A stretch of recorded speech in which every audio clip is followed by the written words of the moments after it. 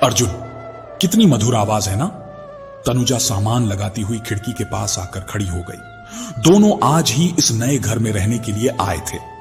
हां, अच्छी आवाज है, पर तुम वहां क्या करने लगी तनुजा? आओ यार, पहले मेरी मदद करो, फिर ये गाना वाना सुनना। ओह हां, सॉरी अर्जुन। तनुजा अर्जुन की मदद करने लगी, परंतु उसका पूरा ध्यान उस आवाज पर था जो पास वाले घर से आ रही थी। उफ, कितनी दर्द भरी आवाज है। सामान लगाने के बाद दोनों बहुत थक चुके थे, तो अर्जुन ने खाना ऑर्डर करने के लिए फोन उठाया ही था कि तभी डोरबेल बज उठी। कौन आया होगा अर्जुन? हम तो इस शहर में आज ही नए नए आए हैं, तनुजा बोली। यह तो देखकर पता चलेगा डियर, अभी देखता हूं। अर्जुन दरवाजा खोलकर देखता है तो बाहर एक अधेड़ उम्र की महिला खड़ी हुई थी। जी आप? मैं कमला। वैसे सब मुझे मिसेस मिश्रा कहते हैं, यहीं आपके पड़ोस में रहती हूं। वह देखिए मेरा घर। उसने अपने घर की ओर इशारा किया। ओह अच्छा, पर आप यहां? मैंने सुबह आपको सामान के साथ आते देखा था, तो समझ गई कि आप लोग यहां नए रहने आए हो। आइए आंटी, अंदर आइए। आप खड़ी क्यों हैं? हम लोग इस घर में ही नहीं, इस शहर में भी। तनुजा कुछ कह पाती कि अर्जुन ने उसे आंखों के इशारे से चुप रहने को कहा। अरे आप लोग मुझे गलत मत समझिए, मैं सुबह से आप लोगों को घर व्यवस्थित करते देख रही थी, तो मैंने सोचा कि अब आप दोनों को भूख लगी होगी, तो आप दोनों के लिए खाना बनाकर ले आई हूं। धन्यवाद आंटी जी, पर आपको यह तकलीफ उठाने की क्या जरूरत थी? आंटी जी बुरा मत मानिएगा, पर हम अभी एक दूसरे से एकदम अपरिचित हैं, तो फिर हम कैसे? आपने हमारे बारे में इतना सोचा, उसके लिए आपका धन्यवाद आंटी जी। आपका सोचना बिल्कुल सही है बच्चों। आजकल इंसान इतना धोखेबाज हो गया है कि हर किसी पर विश्वास करना मुश्किल है। पर बच्चों, अब हम तो पड़ोसी बन गए हैं, इस नाते एक दूसरे की मदद करना तो हमारा फर्ज है। तो मैंने सोचा क्यों ना आज नए पड़ोसियों के साथ दोपहर का खाना खाया जाए। अरे आपने अभी तक खाना नहीं खाया, आप क्यों हमारे लिए भूखी बैठी हैं? तनुजा बोली। तुम दोनों को देखकर मुझे मेरे बच्चों की याद आ गई थी, इसलिए। वैसे तुम्हारा नाम क्या है? नमस्ते मिसेस मिश्रा। आवाज सुनकर सभी बाहर देखने लगे। मिसेस मिश्रा, आपका मिक्सर ग्राइंडर मिलेगा क्या? घर में मेहमान बैठे हुए हैं, हमारा मिक्सर बिगड़ गया। हां, क्यों नहीं, ये लीजिए चाबी, आप जाकर ले लीजिए। और हां, चाबी मुझे वापस दे जाना मनीषा जी, उन्होंने चाबी फेंकते हुए कहा। आंटी, आपने अपने घर की चाबी ऐसे? अरे हमारे पड़ोसी हैं, चोर नहीं। उन्हें हंसते देख अर्जुन और तनुजा अचंभित रह गए। अब खाना खाइए, ठंडा हो रहा है। जी आंटी। तनुजा ने डाइनिंग टेबल पर खाना लगा दिया और वो खाना खाते खाते मिसेस मिश्रा जी से उनके बच्चों के बारे में पूछने लगी। आंटी, आप अकेली रहती हैं? आपके बच्चे साथ नहीं रहते? खाना खाते खाते वह क्षण भर के लिए रुकी और फिर चुपचाप खाना खाने लगी। तो तनुजा अर्जुन की ओर देखने लगी। अर्जुन ने उसे चुप रहने का इशारा किया और खाना खाने लगा। आंटी जी, खाना बहुत ही टेस्टी बना था। सच में आंटी जी, हम दोनों को बहुत दिनों बाद घर जैसे खाने का स्वाद मिला। अर्जुन बोला। Thank you so much. हम दोनों दिन भर ऑफिस में काम करके इतना थक जाते थे कि शाम को फिर कुछ करने की हिम्मत नहीं होती थी, इसलिए कुछ भी उल्टा सीधा बनाकर खा लेते या फिर बाहर से खाकर आ जाते थे। आजकल के सभी बच्चों का यही हाल है, इसलिए उन्हें अकेला रहना ज्यादा पसंद आता है। अच्छा बेटा, अब मैं चलती हूं। अगर कोई जरूरत हो या कोई चीज चाहिए हो तो घर चले आना। मुस्कुराती हुई मिसेस मिश्रा चली गई। तुम्हें कुछ समझ आया तनुजा? अर्जुन बोला। क्या? दरवाजा बंद करते हुए तनुजा ने पूछा। यही कि आंटी के बच्चे हैं, यह तो उन्होंने बता दिया, पर बच्चे साथ रहते हैं या अलग? उस सवाल पर आंटी ने कोई रिएक्ट नहीं किया। हां, सही कहा अर्जुन। खैर छोड़ो, अब हमें यहीं रहना है तो सच भी पता चल ही जाएगा। चलो थोड़ा आराम कर लेते हैं, फिर शाम को बाहर जाकर आते हैं। मुझे रसोई के लिए कुछ शॉपिंग करनी है। मिसेस मिश्रा घर पहुंचकर निढाल होकर बिस्तर पर गिर पड़ी और आंखों में नमी तैरने लगी। मेरे बच्चे, ये तो सिर्फ मेरे मन का वहम है। उनके लिए तो मैं सिर्फ एक बोझ हूं, एक ऐसा बोझ जिसे अपने लिए महीने का खर्चा मांगने के लिए हर बार जली कटी सुननी पड़ती है। आप मुझे क्यों अकेला छोड़ गए मिस्टर मिश्रा? नमस्कार प्यारे साथियों, ज्ञान विचार कहानी चैनल में आपका स्वागत है। प्यारे साथियों, आज की यह कहानी है एक ऐसी मां की जिसने अपना पूरा जीवन अपने परिवार, अपने बेटे और अपनी बहू के लिए निछावर कर दिया, मगर किस्मत ने उसके साथ ऐसा खेल खेला कि बुढ़ापे की उस नाजुक उम्र में उसने अपना सबसे बड़ा सहारा खो दिया। तो चलिए प्यारे साथियों, आज की कहानी शुरू करते हैं। आप बहुत भाग्यशाली हैं मिसेस मिश्रा। आपके पास जान छिड़कने वाला पति और आज्ञाकारी बेटा संदीप है। क्यों मनीषा जी? हां लज्जा बहन, बात आपकी एकदम सही है। और फिर हमारी मिसेस मिश्रा भी कुछ कम नहीं। मिस्टर मिश्रा तो इनकी सुरीली आवाज सुनकर ही गुस्सा भूल जाते होंगे। दोनों जोर से हंसने लगी। तुम दोनों तो मुझे कमला कह सकती हो, फिर यह मिसेस मिश्रा क्यों? मुझे अलग अलग सा फील होता है। आपको मिस्टर मिश्रा के मुंह से ही मिसेस मिश्रा सुनना पसंद है, इसीलिए हम भी आपको मिसेस मिश्रा ही कहेंगे। दोनों हंसती हुई चली गई। कमला पूरी वसंत वाटिका कॉलोनी में मिसेस मिश्रा के नाम से मशहूर थी। संदीप दिल्ली की मशहूर आईटी कंपनी में जॉब करने लगा था। उसे अपने साथ काम करने वाली राधा से प्यार हो गया था। उसने अपना फैसला घर में बता दिया। मिस्टर मिश्रा बहुत खुले विचारों के थे, इसलिए बिना विरोध किए उन्होंने संदीप के प्यार को बहू के रूप में स्वीकार कर लिया। कमला तो संदीप की खुशी के लिए कुछ भी कर सकती थी। वह तो मिस्टर मिश्रा की परछाई थी, तो भला उसे क्या समस्या होती? कमला को बेटी की बहुत चाहत थी, इसीलिए राधा को बेटी की तरह प्यार करने के सपने संजोए थे। पर राधा तो संदीप से इसी शर्त पर शादी करने के लिए तैयार हुई कि वह शादी के बाद अलग रहेगी। संदीप, हमारे बीच कुछ बातें अभी तय हो जाएं तो हमारे रिश्ते के लिए बेहतर होगा। कैसी बातें राधा? संदीप, मैं अपनी मर्जी से जिंदगी जीने में विश्वास रखती हूं। मेरे माता पिता ने भी मुझ पर कभी किसी बात के लिए रोक टोक नहीं लगाई और न ही कुछ काम करने के लिए मजबूर किया। संदीप, तुम मेरे कहने का मतलब तो समझ गए होंगे कि मैं क्या कहना चाहती हूं। राधा, मैं तुमसे बहुत प्यार करता हूं। मैं वादा करता हूं कि मेरे घर में तुम्हें कोई तकलीफ ना हो और शादी के बाद जो भी होगा सब तुम्हारी मर्जी से होगा। अरे वाह, क्या बात है मिस्टर मिश्रा, शादी बेटे की और दूल्हे की तरह आप तैयार हो रहे हो। कमला ने अपने पति को छेड़ते हुए कहा। अरे मिसेस मिश्रा, हम आज भी संदीप के बड़े भाई लगते हैं। खुशी का मौका है तो क्यों ना हम पुराने लम्हों को याद करते हुए इन लम्हों को जी लें। चलिए, अब आप भी जल्दी से तैयार हो जाइए ताकि सब आपको बहू की सास नहीं बड़ी बहन समझें। आप भी ना मिस्टर मिश्रा? कमला मुस्कुराती हुई चली गई। मिस्टर मिश्रा बहुत जिंदा दिल इंसान थे और उन्हें भगवान ने कमला जैसी दयालु पत्नी दी थी। उन्होंने कुछ समय में ही अपने घर को खुशियों से भर दिया था। धूमधाम से संदीप की शादी करके कमला खुशी से फूली नहीं समाती थी। हर समय वह यही कोशिश करती कि राधा को कुछ तकलीफ ना हो। मिसेस मिश्रा, ये क्या, तुम ये काम क्यों कर रही हो? बहू कहां है? छोड़िए ना यह सब। बेटा संदीप। जी पापा जी। संदीप बेटा, जरा मेरे कमरे में तो आओ, मुझे तुमसे कुछ बातें करनी है। मिस्टर मिश्रा को इतनी गंभीरता से बात करते देख कमला चुपचाप उनके पीछे चली आई। क्या हुआ मिस्टर मिश्रा, सब ठीक तो है? देखिए, आप कुछ मन पर मत लीजिए, यह सब मैं अपनी खुशी से करती हूं। जी पापा जी। तभी संदीप और राधा दोनों आ गए। बेटा, आज संडे है ना, समय क्या हो रहा है? पापा, 12 बजे हैं। 12 बजे हैं तो बेटा क्या बहू का फर्ज नहीं बनता कि छुट्टी के दिन कमला को आराम दिया करे? बोलो, बाकी दिन तो वह घर का सारा काम करती है, छुट्टी के दिन भी नौकरानी की तरह काम कर रही है। कुछ शर्म है तुम्हें? सॉरी पापा, वह हमारी आंख नहीं खुली। कल ऑफिस में बहुत काम था तो थकान। मुझे कोई बहाना नहीं चाहिए संदीप। अब कमला छुट्टी वाले दिन घर का कोई काम नहीं करेगी, समझे? बहू से बोलो घर का काम करे। कमला चुपचाप सुनती रही।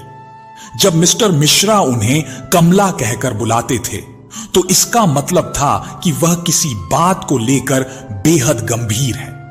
खुश रहते तो मिसेस मिश्रा के अलावा उनकी जुबान से और कोई शब्द नहीं निकलता था। राधा यह सुनकर तेजी से अपने कमरे में चली गई और पीछे पीछे संदीप भी चला गया।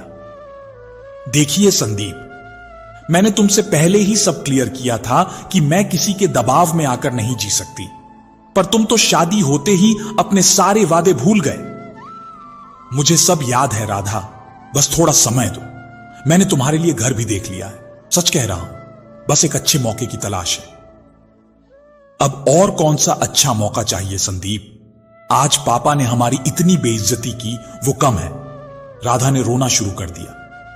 अच्छा ठीक है राधा, तुम रोना बंद करो, मैं पापा से बात करके आता हूं। नहीं, रहने दो, कोई जरूरत नहीं है। हम हनीमून पर जा ही रहे हैं तो अब वहां से सीधे अपने घर जाएंगे। मुझे मेरा हनीमून नहीं खराब करना है। Okay my dear. Sandeep Radha के मोह के जाल में इस कदर बंध चुका था कि अपने जन्मदाता को भी छोड़ने के लिए तैयार हो गया। हनीमून से लौटते ही उसने अपने घर एक लेटर भेज दिया। पापा, मैं अपनी जिंदगी अपने तरीके से जीना चाहता हूं। राधा की खुशी अलग रहने में है, इसलिए मैं अपनी जिंदगी में आप लोगों का कोई हस्तक्षेप नहीं चाहता। मैं और राधा दिल्ली वापस आ गए हैं और अपने घर में खुशी से रह रहे हैं। वह पत्र पढ़कर मिस्टर मिश्रा के दिल पर ऐसा आघात लगा कि वे यह दुनिया ही छोड़कर चले गए। कमला की खुशियां एक पल में बिखर गईं। राधा और संदीप सिर्फ रस्मों रिवाजों को पूरा करने आए थे। तो संदीप, अब तो वापस आ जाओ बेटा। मैं कैसे अकेली रहूंगी? मैं सारे काम करने को तैयार हूं, पर तुम्हारे बिना नहीं। मां, बहुत मुश्किल है।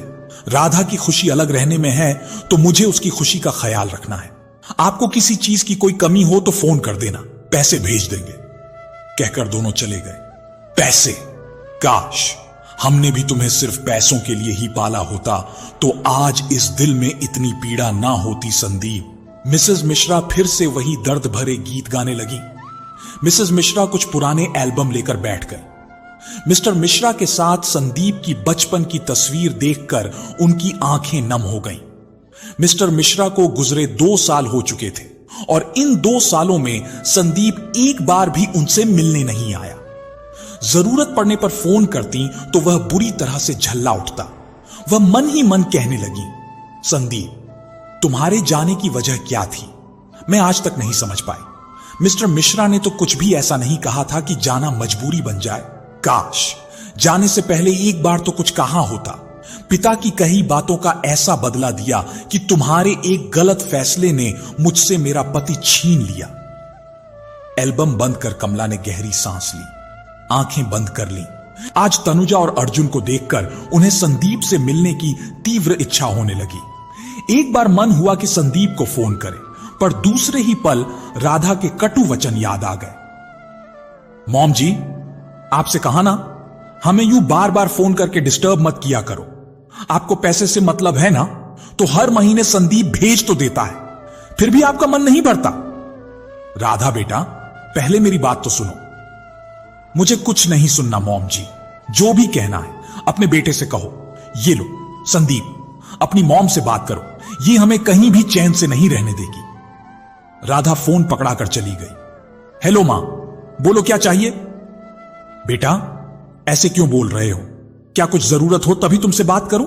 क्या मैं तुम्हें इतनी बोझ लगती हूं जो अपने बेटे बहू से बात भी नहीं कर सकती? बोलो संदीप। मां, यह फालतू का रोना शुरू मत कर देना प्लीज। मैं इन बातों से बहुत तंग आ गया हूं।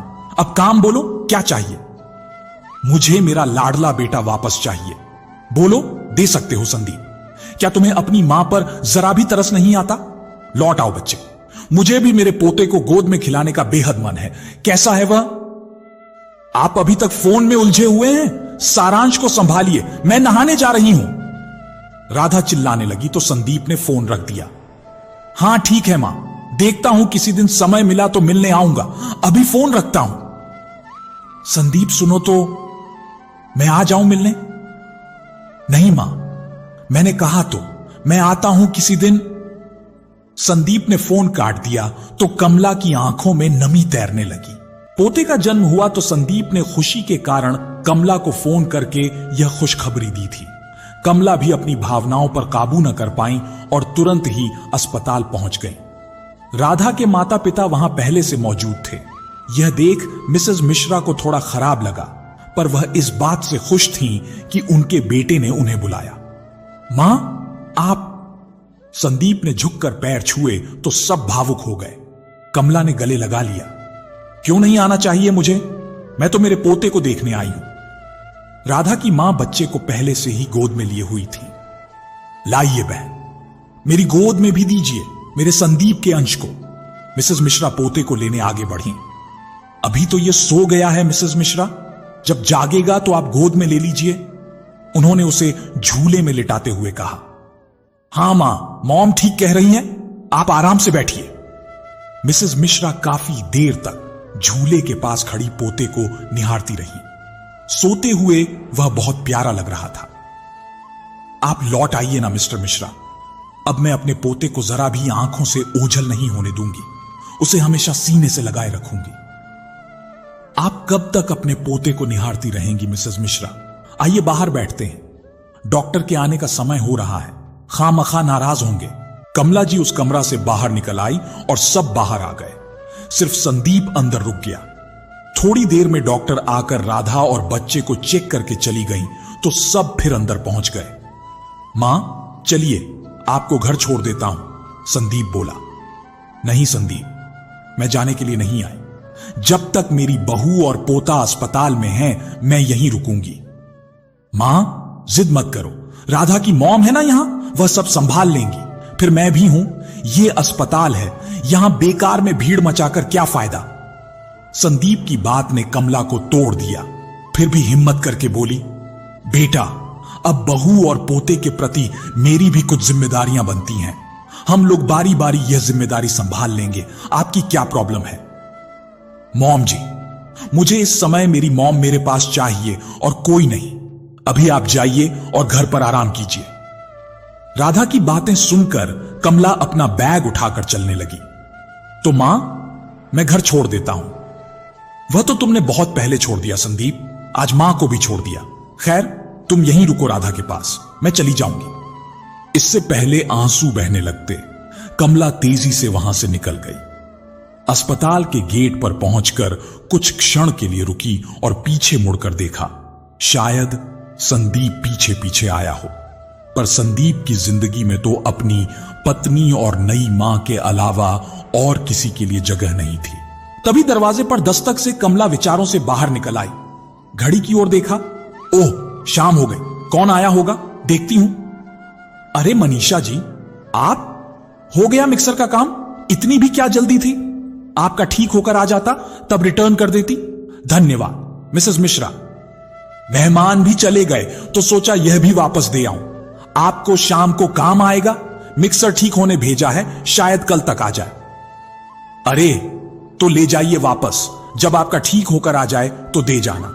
मुझे अकेले को कौन सा पकवान बनाने होते हैं, वैसे भी मैंने आज हमारे नए पड़ोसी के लिए दोपहर में खाना बनाया तो बचा रखा है, वही रात को खा लूंगी। अरे हां मिसेस मिश्रा, कैसे हैं हमारे नए पड़ोसी? कितने लोग हैं? आज मेहमानों के कारण उन्हें आते नहीं देख पाई। और आप भी खूब हैं, बिना पहचान के उनके लिए खाने की व्यवस्था। अब जब वह हमारे पड़ोसी बन ही गए हैं तो पहचान के पहले करने में क्या बुराई है? फिर आप मेरा नेचर जानती ही हो, किसी की भी मदद करने के लिए मैं कुछ सोचती नहीं हूं। हम जानते हैं मिसेस मिश्रा, एक तरह से आप अपनी जगह सही हो, पर अब पहले जैसा समय नहीं रह गया। मान लो वह मना कर देते तो आपकी मेहनत और खाना दोनों ही बेकार जाते। क्या मनीषा जी, आप भी? अगर वह लोग मना कर देते तो आप लोग थे ना, मैं आप सबको दावत पर बुला लेती, सब साथ में एंजॉय करते। कहते हुए मुस्कुरा उठी मिसेस मिश्रा। आप सच में ग्रेट हैं मिसेस मिश्रा। मिसेस मिश्रा फिर से उदास होते हुए बोली, सच कहूं मनीषा जी, उन्हें देखकर संदीप और राधा की याद आ गई थी। मैं चाहकर भी खुद को रोक न सकी और उनसे मिलने चली गई। उनकी आंखों में नमी तैरने लगी। मिसेस मिश्रा, संभालिए खुद को। मनीषा जी उठकर उनके कंधे पर हाथ फेरने लगी। आपकी तकलीफ समझ सकती हूं। कितनी प्यारी हंसती खेलती गृहस्थी थी आपकी, राधा के आने से बर्बाद हो गई। इसमें राधा का क्या दोष है मनीषा जी? अपना सिक्का ही खोटा निकल गया। संदीप ने मुझे और राधा को एक दूसरे को समझने का मौका ही नहीं दिया। यह जो गलतफहमी बनी है, इसका कारण संदीप है। यही तो आपकी महानता है मिसेस मिश्रा। आपकी बहू ने आपका सुख छीन लिया और आप हैं कि अपने बेटे को दोषी समझती हो। मनीषा जी, संदीप 17 साल तक संयुक्त परिवार में बड़ा हुआ है। उसे परिवार की अहमियत सिखाई है मैंने। अपने दादा दादी चाचा चाची के साथ हंसते खेलते बड़ा होने के बावजूद राधा के फैसले को सही मान बैठा। अच्छा है कि आज उसके दादा दादी इस दुनिया में नहीं है। अरे, कोई फोन आया संदीप का? आपसे कितनी बार कहा हमें उसका नंबर दो, एक बार उससे बात तो करें। सास ससुर को साथ रख सकता है तो मां को क्यों नहीं? अरे मनीषा जी, मैं अपनी जिंदगी में बहुत खुश हूं, आप क्यों परेशान होती हैं? सुख दुख तो जीवन का हिस्सा है। अभी तक सुख जीती आई थी, अब थोड़ा दुख का पहलू भी जी लूं। कमला मुस्कुराते हुए बोली। आप जैसी महिला नहीं देखी मिसेस मिश्रा। हर बात में कोई ना कोई सकारात्मक बात ढूंढ लेती हैं आप। मैं कभी भी आपके जैसा नहीं सोच पाती। अच्छा, चलती हूं। आपको अब भी नहीं चाहिए तो यह मिक्सर ले जाती हूं। ठीक है, ले जाओ। अब मैं भी संध्या वंदन कर लेती हूं। कमला दरवाजा बंद कर पूजा अर्चना में व्यस्त हो भजन गाने लगी। भजन गुनगुनाते हुए मिसेस मिश्रा तुलसी पर दीपक रखने आई तो देखा बाहर तनुजा खड़ी हुई थी। अरे, आप बाहर क्यों खड़ी हो? अंदर आओ। पहले तो आंटी जी, आप मुझे आप कहना छोड़िए। मैं तो आपकी बेटी जैसी हूं। तुम कहोगी तो अपनापन महसूस होगा। कहते हुए तनुजा मुस्कुराए। ओके बाबा, अब अंदर तो आओ। नहीं आंटी, फिर कभी। आप बहुत सुंदर गाती हो। किसी दिन फुर्सत से पूरा दिन आपके साथ बिताऊंगी। अभी तो मैं आपको इनवाइट करने आई थी। किस लिए बेटा? आंटी, दोपहर का खाना आपकी तरफ से था। अर्जुन चाहते हैं कि आज शाम को भी हम लोग साथ में खाना खाएं। प्लीज मना मत करना आंटी, आप आओगी तो हमें बहुत अच्छा लगेगा। तनुजा ने इतने प्यार से कहा कि कमला मना नहीं कर पाई। ओके, आती हूं। तनुजा के जाने के बाद कमला घर के छोटे मोटे काम निपटाने लगी। घड़ी देखा तो अरे, अभी तो शाम के 7:30 ही हुए हैं। चलो थोड़ी देर बाहर टहल आती हूं। कमला ने घर को ताला लगाया और कॉलोनी के पार्क में जाकर बैठ गई। अरे मिसेस मिश्रा, आज आप लेट हो गई।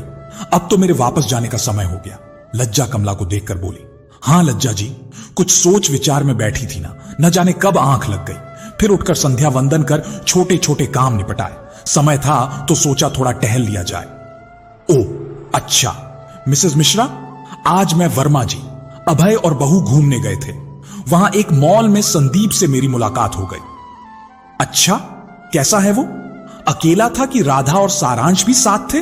अब तो बड़ा हो गया होगा ना। बोलिए लज्जा जी, संदीप ने आपसे बात की? कुछ पूछा? आप भी ना मिसेस मिश्रा, क्यों झूठी आस लगाए रहती है? उसने सिर्फ हमसे नमस्ते की और अपनी फैमिली मतलब सास ससुर बेटे और राधा के साथ आगे बढ़ गया। यह सुनकर कमला की रही सही आशा भी धूमिल हो गई। मुझे कुछ काम याद आ गया लज्जा जी, मैं चलती हूं।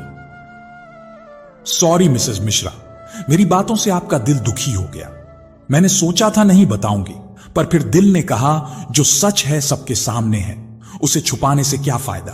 अरे, इसमें सॉरी कहने की कोई बात नहीं है। अब तो इन सब बातों की आदत सी हो गई है लज्जा जी। मिसेस मिश्रा, आजकल मां बाप बच्चों की जिंदगी में दखल नहीं देते, इसलिए बच्चे जो अच्छा लगता है वही करते हैं। अब हमारा जमाना बीत चुका है। सही कहा आपने, अब हमारा समय चला गया। हम लोग भरे पूरे परिवार में पले बढ़े और भरे पूरे परिवार में ब्याह हुए तो परिवार, रिश्ते नाते, इन सब की अहमियत समझ आती है। अब बच्चे अकेले बड़े हो रहे हैं तो अकेलापन अच्छा लगता है। सच बताऊं मिसेस मिश्रा, मेरा भी मन डर गया है जब से संदीप ने आपको छोड़ा। एक ही बेटा है मेरा, कहीं वो भी। इसलिए जो मन में आए करो। दोनों नौकरी करते हैं तो वर्मा जी ने काम के लिए एक परमानेंट नौकर रख लिया है।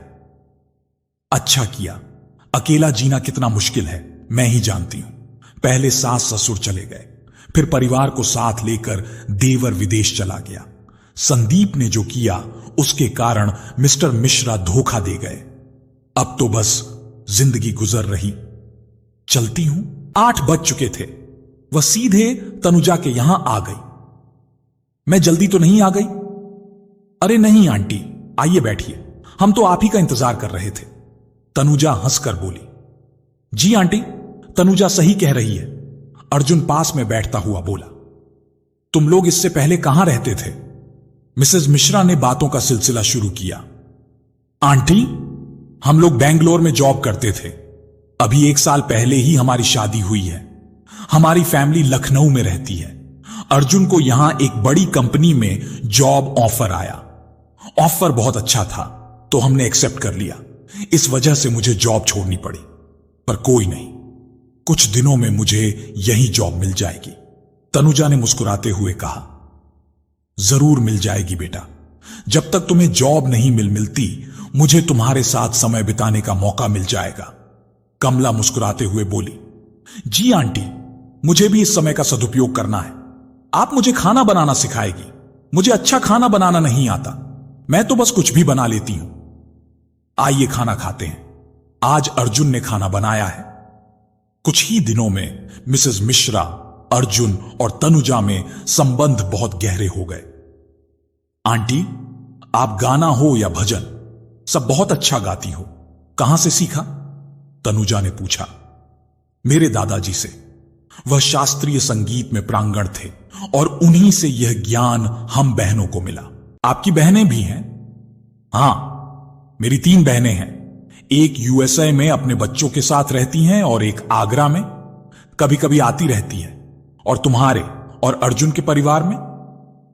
मैं अकेली हूं आंटी। मम्मी पापा का डिवोर्स हो गया तो दोनों ने शादी कर ली। मैं इतनी छोटी भी नहीं थी जो सही गलत ना समझ पाती।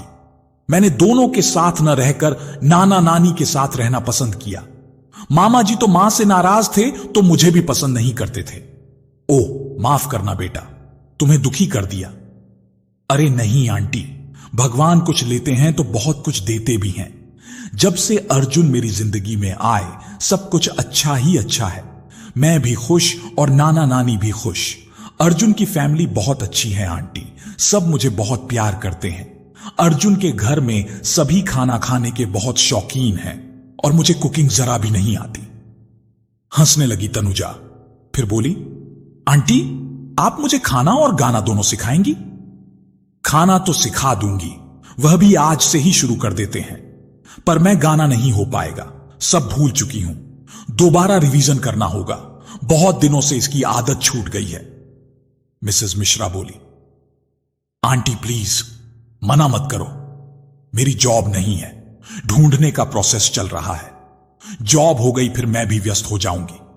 मुझे बचपन से ही गाने का बहुत शौक है, पर पढ़ाई और माहौल के चलते सीख नहीं पाई। अच्छा ठीक है, मुझे 2-3 दिन दो तनुजा, पहले मैं खुद को तैयार करूं, फिर तुम्हें संगीत सिखाऊंगी। तनुजा ने खुश होकर मिसेस मिश्रा को गले लगा लिया तो उनकी आंखें भर आईं। आंटी, ये आंसू, मेरी इस हरकत का आपको बुरा लगा? अरे नहीं बच्चे, ये तो तुम्हारा प्यार देखकर आंख भर आई। सच में तनुजा, तुम्हारे और अर्जुन के आने से मेरा सूनापन दूर होने लगा है। आंटी, आप हुई इतनी अच्छी, इस नई जगह में आते ही हमें आपका साथ मिला। मैं तो यही सोचती थी कि अर्जुन तो ऑफिस चला जाएगा, फिर मैं अकेली क्या करूंगी। थैंक गॉड कि यहां मुझे आप मिल गई। आंटी, हम घूमने चले? अर्जुन तो शाम को आएंगे, तो क्यों ना दिल्ली की सैर की जाए। कहां जाने की बात हो रही है? मनीषा जी अंदर आते हुए बोली। अरे मनीषा आंटी, आप चलो। अच्छा है, आप भी आ गई। मैं आंटी जी से कह रही थी कि हम दिल्ली घूमने चले। वैसे भी अभी मैं फ्री हूं और आंटी भी, और गर्मी भी नहीं है। आपका क्या ख्याल है? मिसेस मिश्रा, बात सही कह रही है तनुजा। चलो मैं भी चलती हूं। आज सिन्हा जी भी मुंबई गए हैं, 2 दिन बाद आएंगे और बच्चे तो रात तक आते हैं। वाह, ये तो सोने पर सुहागा हो गया। तनुजा खुश होकर बोली। सब साथ घूमने निकल गए। आज पूरे 2 साल बाद कमला इस तरह घूमने निकली।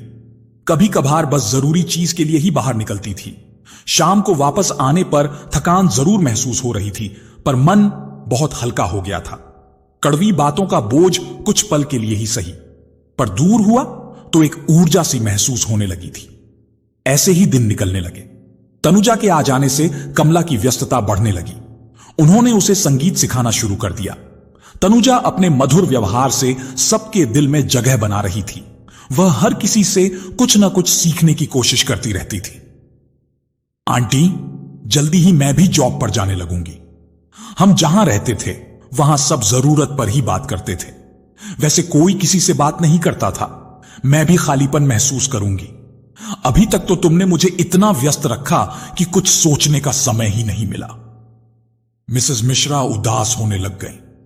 तनुजा का ऑफर लेटर आ गया था। आंटी, आप इतना कुछ जानती हैं तो संगीत क्लास क्यों नहीं खोल लेती? इस तरह आपका भी समय कट जाया करेगा। अरे नहीं, यह सब मेरे बस का रोग नहीं है। यह तुम तक ही ठीक है। चलो, अर्जुन आने वाला होगा। अब जाओ, उसके लिए कुछ खाने के लिए बना लो। ओह हां आंटी, चलती हूं, पर मेरी बात पर विचार जरूर कीजिएगा। जब आपके पास हुनर है तो आप उसका लाभ सभी को दीजिए, आपको भी अच्छा लगेगा। तनुजा के जाने के बाद कमला सोच विचार में पड़ गई। तनुजा कह तो सही रही है, पर कोई सीखने के लिए आएगा? वैसे भी अकेले दिन कांटे नहीं कटते। ऊपर से छोटी छोटी जरूरतों के लिए संदीप और राधा की बातें सुननी पड़ती हैं। महीना खत्म होने आ रहा था और राधा और संदीप में बहस छिड़ी हुई थी। राधा, कब तक घर बैठोगी? अब तो नौकरी ज्वाइन करो यार। मैं अकेला कमाने वाला और इतने लोग। इतने सारे लोग से क्या मतलब है तुम्हारा? कहीं तुम्हारा इशारा मेरे मॉम डैड की ओर? मतलब साफ है, तुम्हारे मॉम डैड को भी सोचना चाहिए कि कब तक मेरे ऊपर बोझ बने रहेंगे। 6 महीने हो गए। यार, हो जाने दो। सारांश अभी छोटा है, मैं उसे छोड़कर कैसे जाऊं? मॉम कैसे संभालेगी? अपनी मॉम को पैसे भेजना बंद कर दो। वाह, यह खूब कही। तुम्हारे माता पिता को मैं पाल लूं और अपनी मां को खर्चा भी नहीं दूं, यह नहीं हो सकता। अब निर्णय तुम्हारे हाथ में है। संदीप, नाराज ना हो। राधा हमारी इकलौती बेटी है। बस यही मोह हमें यहां रोके रहता है। अब तो सारांश से इतना मोह हो गया है कि उसे दूर होने की सोच भी नहीं सकते। पर तुम्हें हमसे प्रॉब्लम है तो हम आज ही तुम्हारे घर से चले जाते हैं। संदीप, मेरे मॉम डैड कहीं नहीं जाएंगे, वह यहीं मेरे पास रहेंगे। तुम्हें घर में बैठने से प्रॉब्लम है तो मैं सोमवार से ऑफिस जाना शुरू कर देती हूं। अब खुश? संदीप कुछ नहीं बोला और उठकर घर से बाहर निकल गया। मॉम, लगता है इस बार संदीप की मॉम ने कुछ ज्यादा पैसे मांग दिए हैं, इसलिए इतना परेशान है। नहीं तो संदीप मुझसे इस तरह से नहीं बोलते। संदीप वहां से निकलकर सीधे अपने बचपन के दोस्त संतोष के पास चला गया। कैसे हो संतोष? मैं तो ठीक हूं, पर तुम आज इतने बुझे बुझे से क्यों हो? कुछ परेशानी? अब तुमसे तो कुछ नहीं छुपा है संतोष। राधा के मॉम डैड अपने बेटों को छोड़ मेरे साथ रहते हैं। ठीक है, रहूं, पर यह क्या? आज यह चाहिए, यह ऐसा, वह वैसा। मैंने वही किया जो राधा ने चाहा। उसने कहा मेरे मां पापा के साथ नहीं रहेगी, तो मैंने उसकी यह जिद भी मान ली। यही तो गलती की तूने संदीप, और तेरी इसी गलती की सजा आंटी जी भुगत रही हैं। एक बात बता, क्या तुझे उनसे मिलने और उनके साथ रहने का मन नहीं करता? बहुत करता है यार, पर वे अकेली हैं तो अपनी मर्जी की मालिक हैं। मैं मां को साथ रखकर उन्हें किसी का नौकर नहीं बना सकता। मैं उनकी और समाज की नजर में बुरा बेटा हूं तो ठीक है। आज जो हालात हैं उसमें गलती तो मेरी रही। राधा ने तो शादी से पहले ही सब क्लियर कर दिया था। तुम भाभी को समझा सकते थे। बहुत कोशिश की थी, पर उसने वापस उस घर में आने को मना कर दिया था। यह बाद में पता चला कि यह सब उसके माता पिता की इच्छा से हुआ है। वे राधा के मन में शादी से पहले ही यह सब भर चुके थे। मैं मां का जिक्र छेड़ दूं तो घर में क्लेश शुरू हो जाता है। राधा की मम्मी की अपनी बहुओं से जरा भी नहीं पटती है। 3 बेटे होते हुए भी दोनों महीने में 20 दिन यहां रहते तो 10 दिन अपने बेटों के पास रहने चले जाते हैं। सारांश के जन्म के बाद तो वो भी बंद कर दिया। संदीप, ये हालात तो तूने ही बनाए हैं, पर कब तक तू राधा भाभी के कहे अनुसार चलेगा? समय के अनुसार बदलना सीख। जब वह अपने माता पिता को साथ रख सकती है तो तू भी अपनी मां के पास रह सकता है। संतोष की बातें सुनकर संदीप खामोश हो गया। क्या सोचने लगा संदीप? शायद तुम ठीक कह रहे हो। पहले तो मैंने कभी इस विषय में नहीं सोचा, पर अब बहुत परेशान हो गया हूं। मैंने राधा की खुशी के लिए सब कुछ किया, पर उसने कभी भी मेरी खुशी की परवाह नहीं की। अब मुझे अपनी गलती महसूस होती है। आंटी से कब से नहीं मिले? 6 महीने हो गए। सारांश के जन्म पर अस्पताल में मां मिलने आई थी। वहां भी राधा का उनके साथ उपेक्षित व्यवहार देखकर मैंने उन्हें जाने को कह दिया। उस दिन से मां की भीगी आंखें नहीं भूला संतोष। मैं जितना उनके बारे में सोचता हूं उतना ही शर्म से जमीन में गड़ता जाता हूं। मैं अपनी मां को कोई सुख नहीं दे पाया। मेरी एक बात मानेगा संदीप? क्या बोल? चल आंटी के पास चलते हैं। सच, वह बहुत खुश हो जाएगी। आज तक मैं चुप रहा क्योंकि तू मेरी कोई बात सुनना नहीं चाहता था। मुझ में मां का सामना करने में डर लगता है। उन्हें सफेद कपड़ों में देखकर पापा को दिया दुख याद आता है। मेरे कारण पापा आज इस दुनिया में नहीं है। सब समझते हैं मैं बदल गया। सच तो यह है कि मैं भी नहीं चाहता मां मेरे लिए तड़पे। संदीप, इसलिए कह रहा हूं, आंटी को सिर्फ तू चाहिए, तेरे पैसे नहीं। वह तेरी मां है। तेरी व्यवस्था समझकर तुझे माफ कर देगी। हमें कुछ ऐसा करना चाहिए कि आंटी भी खुश रहें और भाभी भी। ऐसा कोई तरीका नहीं है संतोष, वह सब बाद में सोचेंगे। अभी चल, आंटी से मिलने चल। देख, अब मना मत करना। संतोष के कहने पर संदीप मां से मिलने चल तो दिया, पर रास्ते भर उसे मां पापा के बीच हंसी मजाक की बातें, पापा के ठहरे याद आ रहे थे। मम्मी पापा की कितनी सुंदर जोड़ी थी। मेरे कारण सब तबाह हो गया। अब ना वह खुश रह पा रही हैं और ना मुझे सुकून मिल रहा है। गाड़ी रुकी तो सबसे पहले सामना लज्जा आंटी से हुआ, जो संदीप के घर से निकल रही थी। अरे संदीप, आज यहां का रास्ता कैसे भूल गए? या फिर कुछ लेने आए हो? संदीप ने कोई जवाब नहीं दिया, बस नमस्ते कहकर वह घर की ओर चल दिया। घर से कमला और तनुजा के गाने की आवाज आ रही थी। संदीप, ये आवाजें एक तो मां की है, एक पता नहीं। चल देखते हैं। दोनों अंदर प्रवेश करते हैं। संदीप को देखते ही कमला एकदम से रुक गई, तो तनुजा भी उधर देखने लगी। ओ, तो ये है आंटी जी का बेटा। अभी मेरा यहां रुकना ठीक नहीं होगा। तनुजा ने मन में सोचा और उठकर बोली, मैं चलती हूं आंटी जी, हम ठीक हैं। चरण स्पर्श आंटी जी। संतोष ने झुककर पैर छुए तो संदीप सकपका गया और वह कमला के पैरों में झुका तो उन्होंने उसे सीने से लगा लिया। 2 साल बाद मां के पास आने की फुर्सत मिली बेटे। मिस्टर मिश्रा तो चले गए, तुमने मुझे भी मरा समझ लिया। आज कैसे आए हो? कोई परेशानी? मां, मुझे माफ कर दो। संदीप फिर से कमला के पैरों के पास बैठकर रोने लगा। मैं ऐसे चक्रव्यूह में फंस गया हूं कि खुशियां मेरे समीप हैं, पर फिर भी मैं उन्हें महसूस नहीं कर पा रहा हूं। यह चक्रव्यूह तुमने ही तो रचा है। तुमने एक बार भी अपने माता पिता से इस बात का जिक्र नहीं किया। बस अपना निर्णय ले लिया। कभी कभी हमारा एक गलत निर्णय हमारी खुशियों पर ग्रहण लगा देता है।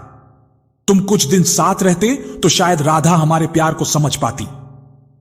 मां, सच में आजकल बहुत परेशान रहने लगा हूं। मुझे सब कुछ होते हुए भी कुछ नहीं है वाली फीलिंग होती है। मैं क्या करूं? कुछ समझ नहीं आता मां। कुछ नहीं करो, जैसा चल रहा है चलने दो संदीप। पति पत्नी के रिश्ते बहुत नाजुक डोर से बंधे होते हैं। मैं नहीं चाहती कि तुम कुछ ऐसा करो कि तुम्हारे लिए परेशानी खड़ी हो। राधा भी एक दिन सब समझ जाएगी। बस उसे धीरे धीरे जिम्मेदारियों का एहसास कराओ, समझे? जी मां, आपसे बात करके मन हल्का हो गया। अब थोड़ा अच्छा लगने लगा है। मां, यह जो अपने घर में थी कौन है? और वह आपके साथ गाना क्यों गा रही थी? वह तनुजा है। कृष्णकांत अंकल के घर में अपने पति के साथ किराए से रह रही है। मुझे गाते सुना तो वह भी संगीत सीखने की जिद करने लगी। मां, आप कैसे सिखा रही हो? आप अच्छा गाती हो, यह तो पता है, पर सिखाने के लिए तो सुरों के बारे में जानकारी होनी चाहिए। तो फिर कैसे? हां आंटी, बताइए ना, आपकी यह खूबी तो अब पता चल रही है। मैंने तुम्हें कभी इस बारे में बताया नहीं, क्योंकि शादी होकर आई तो अपनी जिम्मेदारियों को पूरा करने लगी। हां, मिस्टर मिश्रा जानते थे मुझे गाने का बहुत शौक है। यह हुनर मुझे दादाजी से मिला। दादाजी घनश्याम शास्त्रीय संगीत की दुनिया में बहुत मशहूर थे। कई लोग उनके पास शिक्षा ग्रहण करने आते तो साथ में मैं भी सीखा करती थी। बस इसलिए थोड़ी बहुत जानकारी है। मां, आप तो कमाल हो, इतनी बड़ी बात छुपाई बैठी हो।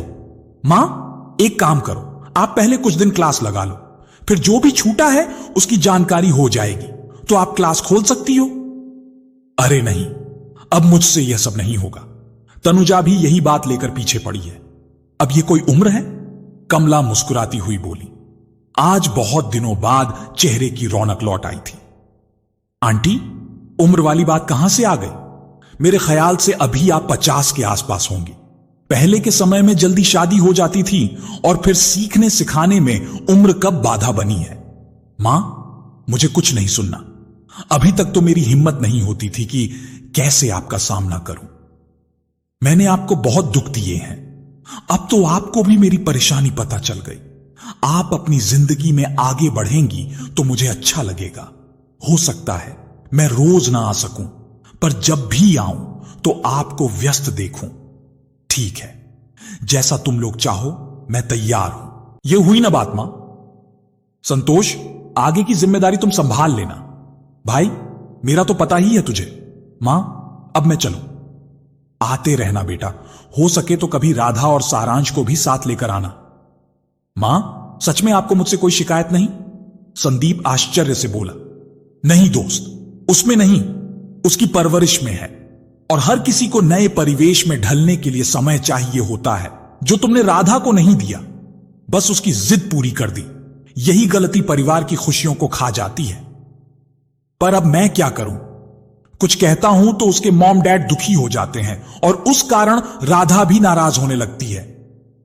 मैंने तुम्हें सबसे प्यार करना सिखाया, 2 साल लगे, पर तुम आखिर मेरे पास लौटे ना। अब तुम्हें भी यही सीख राधा और सारांश को सिखानी है। मां, सच तुम्हारे दिल में सबके लिए कितना प्यार है? कहां चले गए थे संदीप? राधा ने संदीप को देखते ही सवाल किया। कुछ काम से गया था? क्यों, कोई काम था? नहीं, मॉम डैड बार बार आपके बारे में पूछ रहे थे, बस इसलिए। आपको उनके बारे में ऐसे बात नहीं करनी थी। हम सॉरी यार। सारांश सो गया? नहीं, पापा के पास है। हम जरा कॉफी बना दोगी प्लीज? अभी आई। राधा कॉफी बनाने चली गई और संदीप सारांश के पास चला गया। आजा मेरा बच्चा। संदीप सारांश को लेकर लिविंग रूम में खेलने लगा। नाराज हो संदीप? प्रेमवती और भीम पास आकर बैठते हुए बोले। नहीं मॉम, बस थोड़ा परेशान था। राधा भी छुट्टी पर थी तो पूरी सैलरी न मिलने से बजट गड़बड़ा गया था, बस, और कोई बात नहीं। समझ सकते हैं बेटा, हमारी बहुएं अच्छी होती तो हम क्यों यहां रहते? बीमार के कारण तो राधा के डैड भी घर बैठ गए हैं। सब ठीक हो जाएगा संदीप, हम दोनों मिलकर सब संभाल लेंगे। राधा बोली। मॉम डैड को बहुएं अच्छी नहीं मिली, इसलिए बेचारे मजबूरी में बेटी के भरोसे रह रहे हैं। यही तो आजकल का सबसे बड़ा रोना बन गया है। राधा, मॉम डैड बड़े भाग्यशाली हैं जो इनको तुम्हारे जैसी बेटी मिली है। उनके बारे में सोचो, जिनके एक ही बेटा है और बहू के कारण उनसे दूर हो जाता है, वह कैसे जीते होंगे? यह बात तो आपने सच कही दामाद जी। सोचता हूं काश मेरी भी कोई बहन होती तो मेरी मां का अच्छे से ध्यान रख रही होती, फिर उन्हें भी आज अकेले नहीं रहना पड़ता। उन्हें भी कहां ख्याल रखने वाली बहू मिली। तुम मुझे ताने मार रहे हो संदीप? अरे नहीं राधा, तुम बेकार में गुस्सा हो रही हो। मैं तो सिर्फ तुम्हारी बात का समर्थन कर रहा था यार। तुम तो बहुत अच्छी हो, मां को खर्चा भेजने को मना नहीं करती, और इससे ज्यादा क्या कर सकती हो? संदीप व्यंग से बोला। ओ, मैं समझी, मुझे ताना मारा। मेरी इतनी हिम्मत कहां? हंसते हुए संदीप ने कहा। मैं तो बस बहू और बेटी वाली सोच का अंतर बता रहा था। बेटियां अपने माता पिता की परवाह करती हैं, पर बेटे कुछ मजबूर होकर तो कुछ जानबूझकर उनसे दूर हो जाते हैं। शायद प्रेमवती संदीप की बात का मतलब समझ गई, इसीलिए संदीप की बात पर चुप्पी साध गई। अच्छा, मुझे नींद आ रही है, good night everyone. Sandeep room में जाने लगा तो राधा ने टोका। खाना नहीं खाओगे? राधा ने पूछा। नहीं, भूख नहीं है। संदीप मां के हाथ का खाना खाकर आया था, पर यह बात छुपा गया। वह अपने कमरे में चला गया। राधा बेटा, तुम्हें समझ आया हो या नहीं, पर संदीप जी तुम्हें ताना मारकर गए हैं कि तुम भी बहू होकर मिसेस मिश्रा के साथ वही कर रही हो जो हमारी बहुएं करती हैं। अब हम यहां नहीं रहेंगे, कल सुबह होते ही अपने घर चले जाएं। मॉम, ये आप क्या कह रही हो? डैड, समझाइए मॉम को। राधा, प्रेमवती ठीक कह रही है। वैसे भी तुम्हें पता ही है कि तुम्हारी भाभियों में इतनी हिम्मत कहां जो तुम्हारी मां को कुछ कह सके। आप लोग संदीप की बात से नाराज हो? नहीं राधा, हम अपने घर में जाकर रहेंगे तो तुम्हारी भाभियों की मनमानी कम होगी और तुम दोनों में भी यह छुटपुट विवाद खत्म हो जाएंगे। फिर सारांश, वह किसके पास रहेगा? मैं ऑफिस कैसे जाऊंगी? वह सब डिसीजन अब तुम दोनों लेना। संदीप जी की मां के पास छोड़ना या डे केयर में। हम अपने बेटों की नहीं सुनते। तुम्हारे प्यार के कारण संदीप के ताने सहन कर जाते हैं, पर अब बस बेटा, हमें अब जाने दो। हम अब और नहीं रुक सकते। संदीप जाग रहा था। सास ससुर ने जाने का फैसला कर लिया तो खुशी से नाचने का मन करने लगा, पर बना बनाया खेल बिगड़ न जाए इसलिए चुपचाप सोने का नाटक करता रहा। सुबह तुलसी पर दीपक रखते समय कमला के मुख पर असीम शांति दिखाई दे रही थी। बेटा पास नहीं, फिर भी उसका प्यार साथ है। इतनी सी बात ने उन्हें मुस्कुराने की वजह दे दी थी। गुड मॉर्निंग आंटी जी, तनुजा ने आवाज लगाई। अरे तनुजा, आज इतनी सुबह सुबह? आंटी, आज से नौकरी शुरू और आराम खत्म। अब रोज इसी समय उठना पड़ेगा। घर के काम के साथ साथ हम दोनों के टिफिन बनाने होंगे। अच्छा आंटी, शाम को मिलते हैं। हां जरूर बेटा, तुमसे बहुत कुछ शेयर करना है, मैं इंतजार करूंगी। कमला ने भूली हुई सरगम को सुर देने के लिए एक अच्छी क्लास में एडमिशन ले लिया। यह क्लास संतोष ने पता की थी। 1 महीने में ही फिर से सभी सुर और राग रागनियां कमला जी की पकड़ में आ गईं। अब उनके घर से सुर के साथ वीणा की मधुर झनकार भी सुनाई देती थी। कमला के इस नए सफर के सहायक थे तनुजा, अर्जुन, संतोष, संदीप और लज्जा जी, मनीषा जी। सभी ने अपने जानकारों में उनके क्लासेस का प्रचार शुरू कर दिया। कुछ बच्चे सीखने आने लगे थे। मिसेस मिश्रा अब दुखी और मायूस नहीं, बल्कि हमेशा एक ऊर्जा से भरी दिखाई देने लगी। संदीप अब भी साथ नहीं था, पर उसका सहयोग उनके लिए एक नया सवेरा ले आया। आंटी, मुझे और अर्जुन को आपको यूं मुस्कुराते देखकर बहुत अच्छा लगता है। सच, कितना हुनर छुपा था आपके अंदर। सबकी खुशियों का ख्याल रखने में आपने कभी खुद को पहचाना ही नहीं। तनुजा, इसके लिए तो मैं तुम्हारी शुक्रगुजार हूं। तुम न होती तो मैं यूं ही घुट घुट कर मरती रहती। तुमने और अर्जुन ने मेरी जिंदगी में आकर पहले तो मेरा अकेलापन दूर किया, अब मुझे मेरी पहचान याद दिलाई। तुम्हारे शुभ कदम पड़ते ही मेरे बेटे ने अपनी गलती मानकर मुझे गले लगा लिया। आंटी, यह मेरे कारण नहीं, बल्कि आपकी अंदर की अच्छाइयों के कारण हुआ है। देखना, जल्दी ही आपकी बहू भी लौट आएगी और आपकी खुशियां पूरी हो जाएंगी। कमला को अब छोटी छोटी जरूरतों के लिए संदीप के पैसों की जरूरत नहीं थी, तो उसने संदीप को पैसे भेजने से मना कर दिया। राधा ने संदीप के साथ जॉइंट अकाउंट खुलवा रखा था, ताकि पता चलता रहे कि कब सैलरी आई और कब और कितने कमला को ट्रांसफर हुए। संदीप, आपने तो 2 महीने से मॉम जी को पैसे नहीं भेजे। उनका खर्चा कैसे चल रहा होगा, आपने कुछ सोचा? अरे, तुम्हें इससे क्या मतलब? जब तुमने उन्हें छोड़ दिया है तो उनको पैसे भेजने का दिखावा क्यों करना? यह तुम कह रहे हो? राधा आश्चर्य से बोली। हां, 100।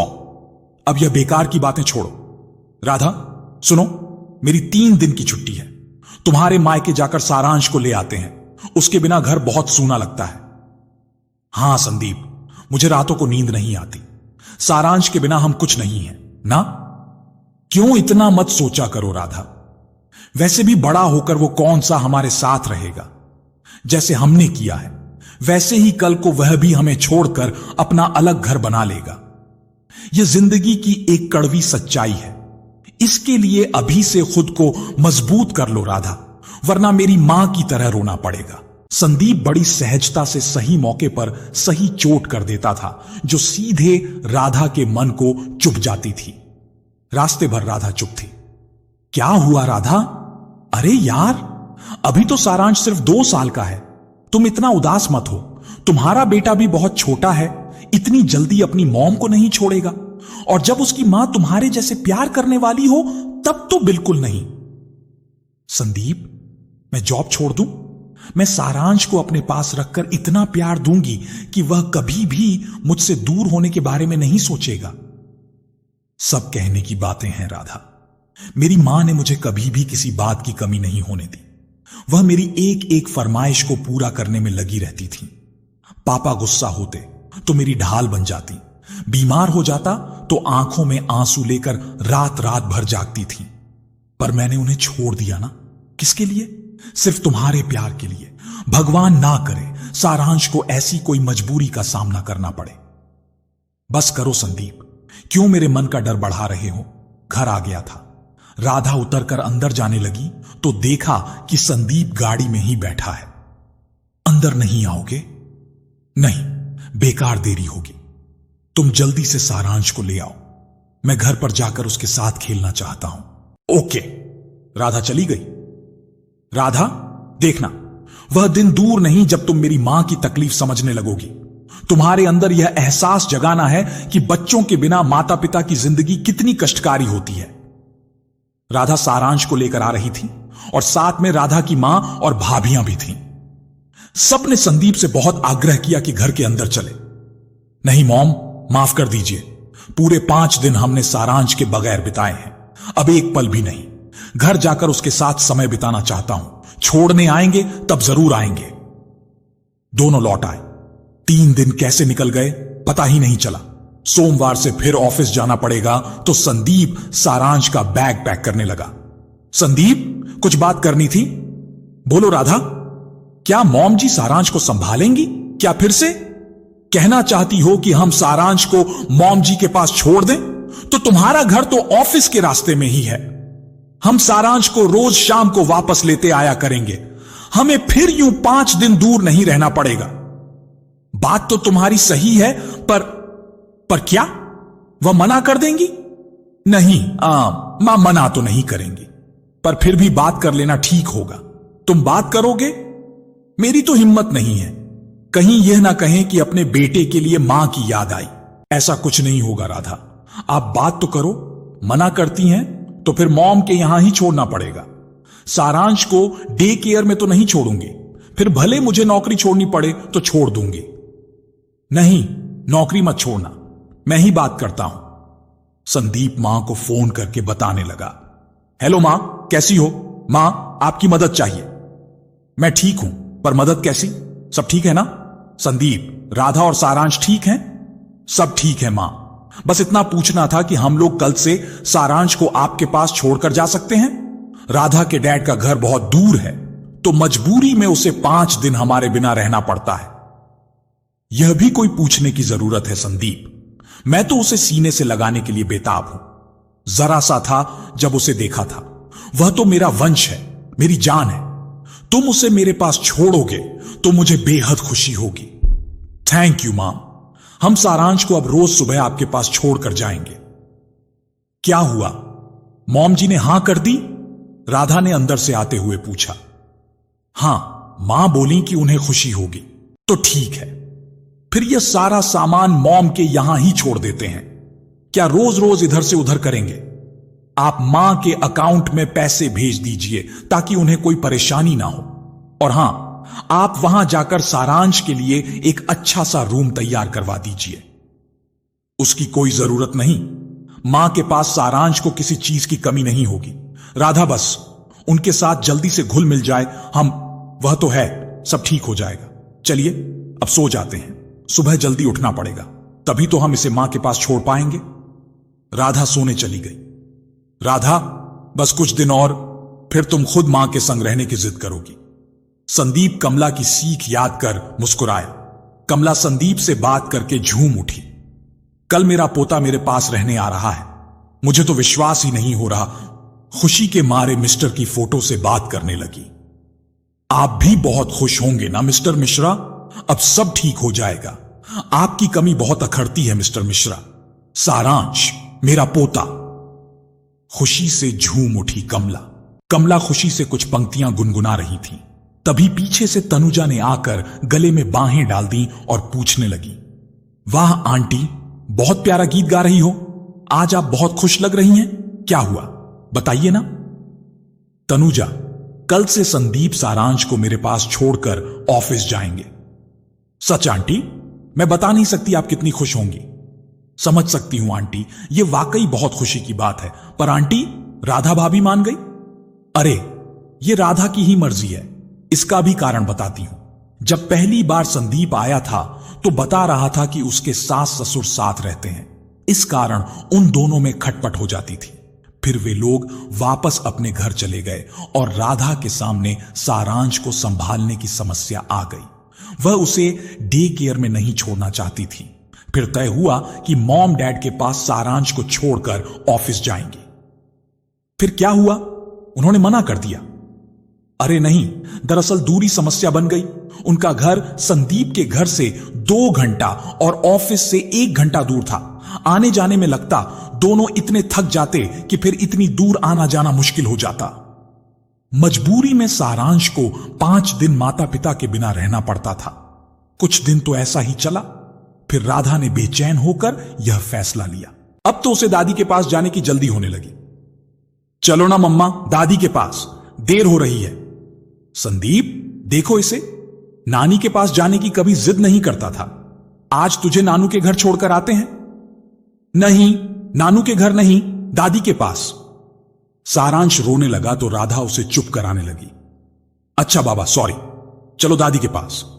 गाड़ी में बैठकर सारांश सरगम के कुछ शब्द तोतली भाषा में गुनगुनाने लगा तो राधा को बड़ा आश्चर्य हुआ। संदीप, कुछ सुना? इसे देखो, मां के साथ रहकर एक दिन में गायक बन जाएगा। संदीप मन में यह सोचकर मुस्कुरा दिया। टीवी पर देखा होगा इसने, तो सब याद आ गई होगी राधा। हम लेकिन घासर में रहा है। थोड़ा बड़ा हो जाए, फिर हम इसे संगीत क्लास में एडमिशन दिलाएंगे। उसकी कोई जरूरत नहीं राधा। मां है ना, वह सब सिखा देगी। मां, क्या कुछ भी बोलते हो तुम? राधा ने मुंह टेढ़ा किया। अरे बाबा, सच्ची, तुम मेरी मां को जानती ही कितना हो राधा। उनके लिए कुछ मुश्किल नहीं है। लो, घर आ गया। आज तो चलोगी अंदर या आज भी बाहर से लौटने का इरादा है? राजा बेटा, आज अपनी दादी के पास जा रहा है। संदीप, ये वहां रह तो लेगा ना? क्यों, ऐसे क्यों पूछ रही हो? इसने मां को कभी देखा नहीं, बस इसलिए? ये बेकार की बातें सोचना छोड़ दो। जिसके घर कोई संभालने वाला नहीं होता, वे डे केयर में छोड़ते हैं ना। और फिर 1 साल बाद ये स्कूल जाएगा, तब भी नए लोगों के साथ समय बिताएगा ना। हां, तुम सही कह रहे हो। चिंता मत करो राधा, मां तो अपनी है। देखना, हमारे बेटे को झट से अपना बना लेगी। लो, घर भी आ गया। चलो, इसे छोड़कर आते हैं। नहीं संदीप, आप ही ले जाइए। यह रोएगा तो मुझसे देखा नहीं जाएगा। ओके, जैसी तुम्हारी मर्जी, मैं अभी आया। गाड़ी की आवाज सुनकर कमला दौड़ी चली आई। लगता है संदीप आ गया। लीजिए मां, इसे संभालिए।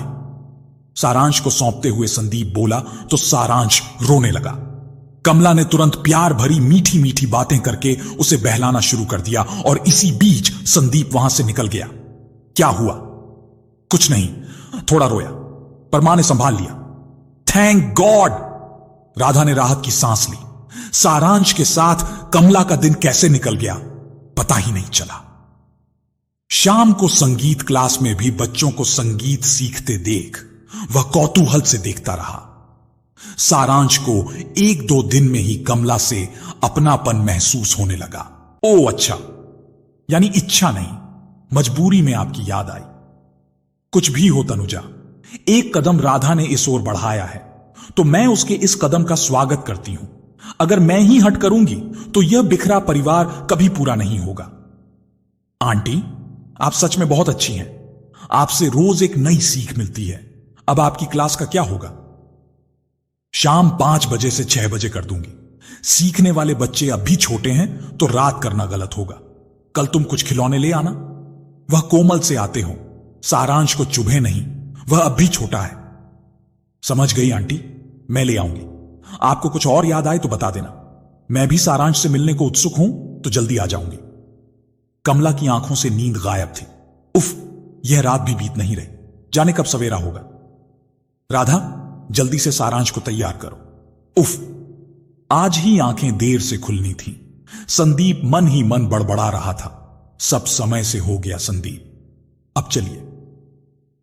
सारांश, आज कहां जा रहा है बेटा? संदीप की बात पर सारांश तोतली भाषा में बोला, नानू ते घल नहीं मेरा। राधा ने कुछ पल सोचा। चलो। वह भी गाड़ी से बाहर निकल आई। दोनों घर में प्रवेश करने लगे तो संदीप, यहां तो गैरेज था, पापा की कार खड़ी रहती थी, ये बोर्ड, सारांश गीत, ये सब देख लिया आपने?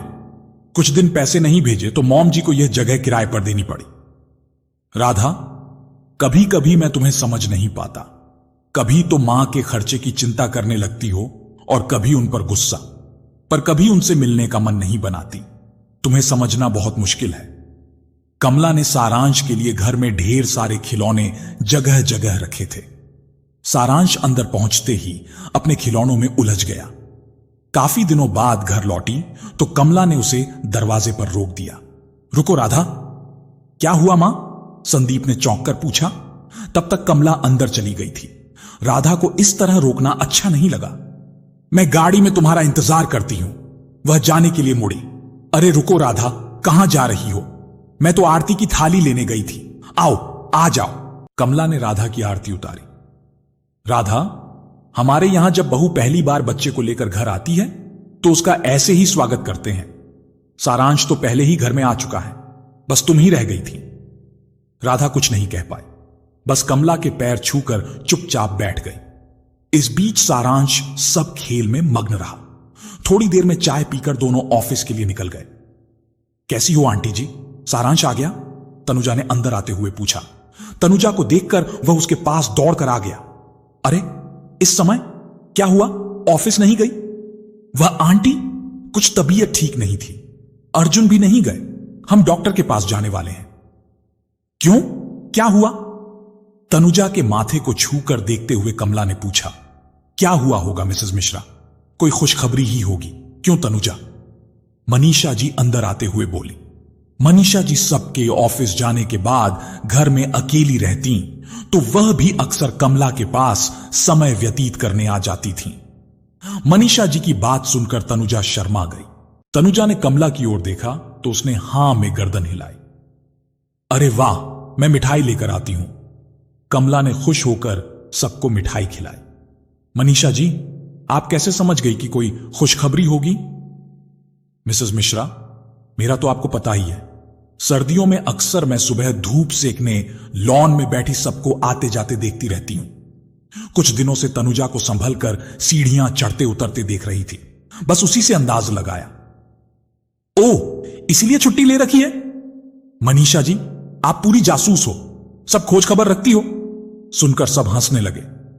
बधाई हो बेटा, यह तो बहुत खुशी की बात है। तनुजा, अब तुम्हें अपना बहुत ज्यादा ख्याल रखने की जरूरत है।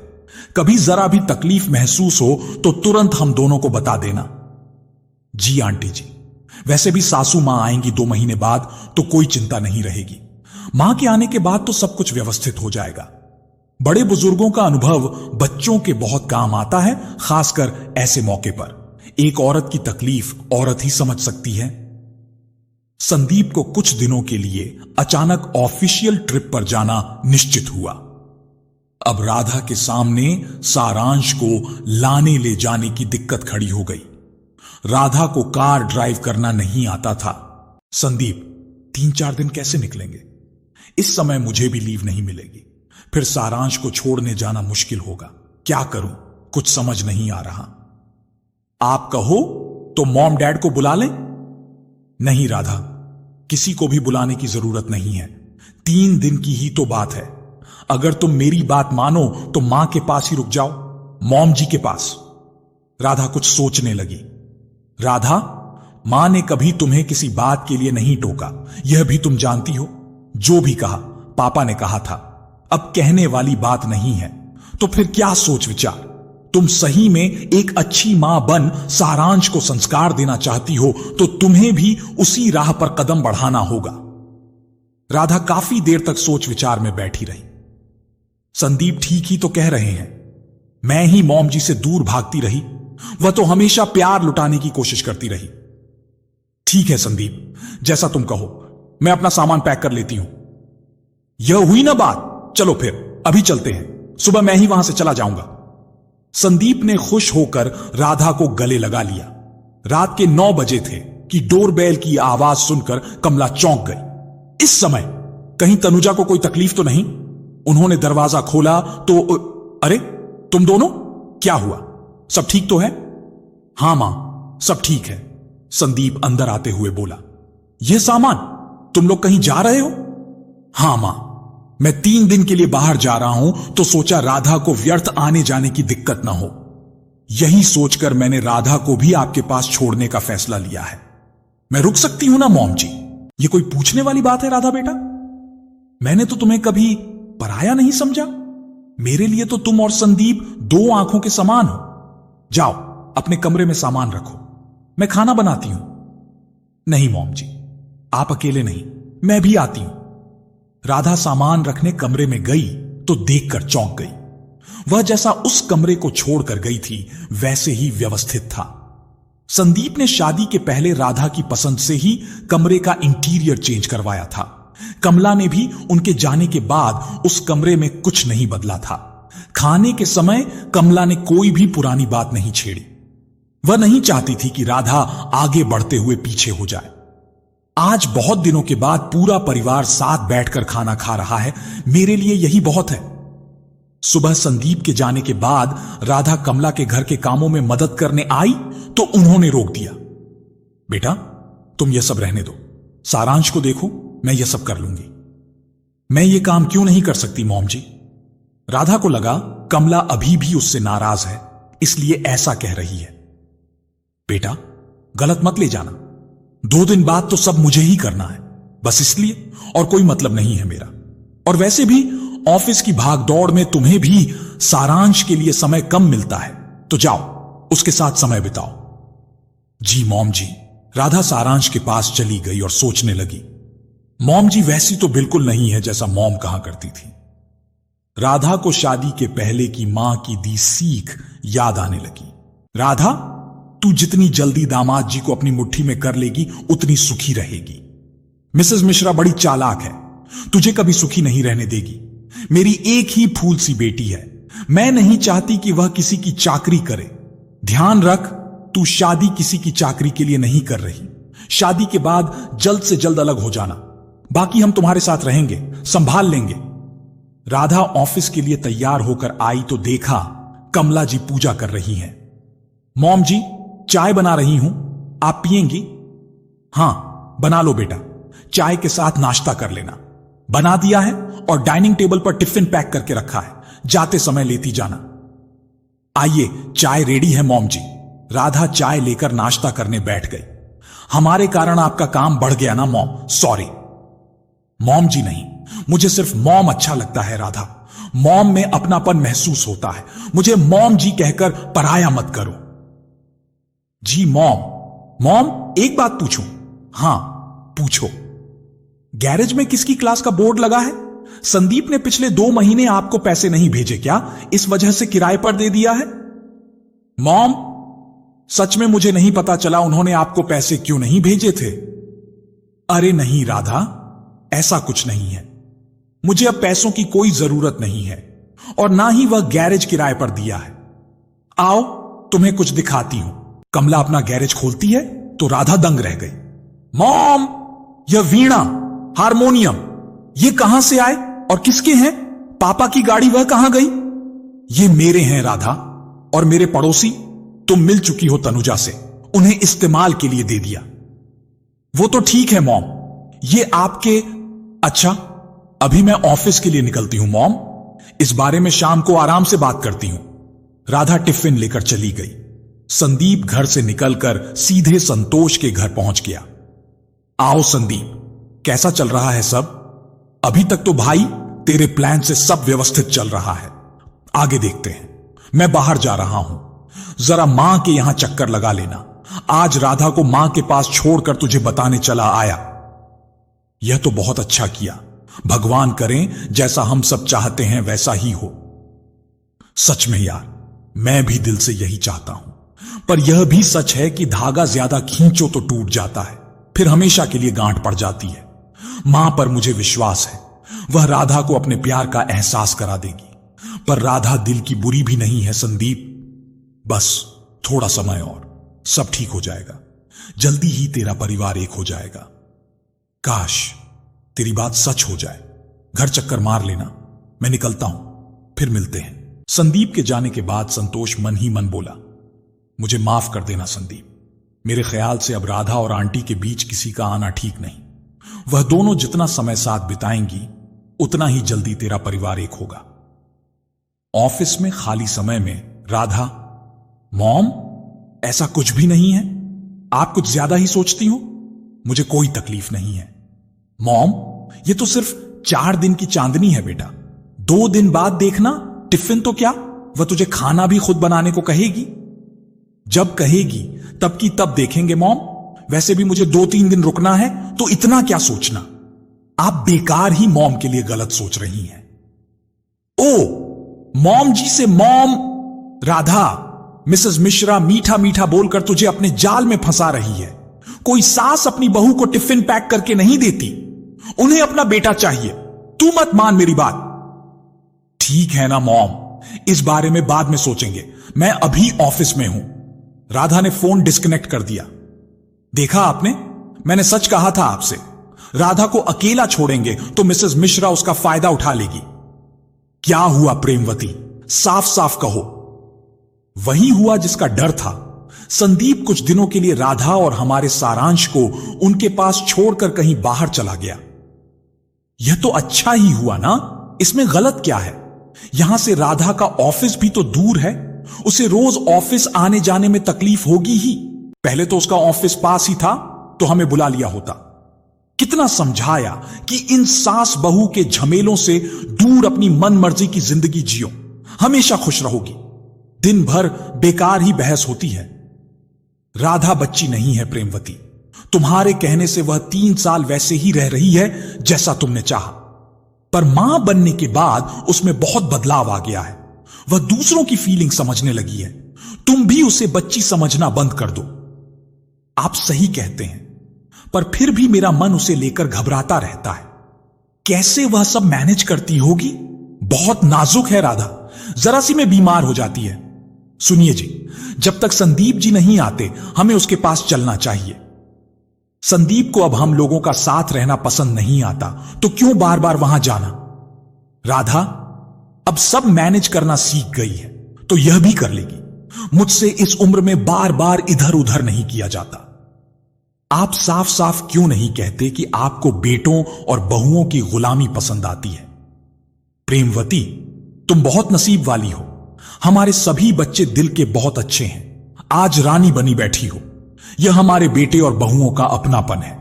अब राधा भी अपने परिवार का महत्व समझने लगी। यह तो खुशी की बात है।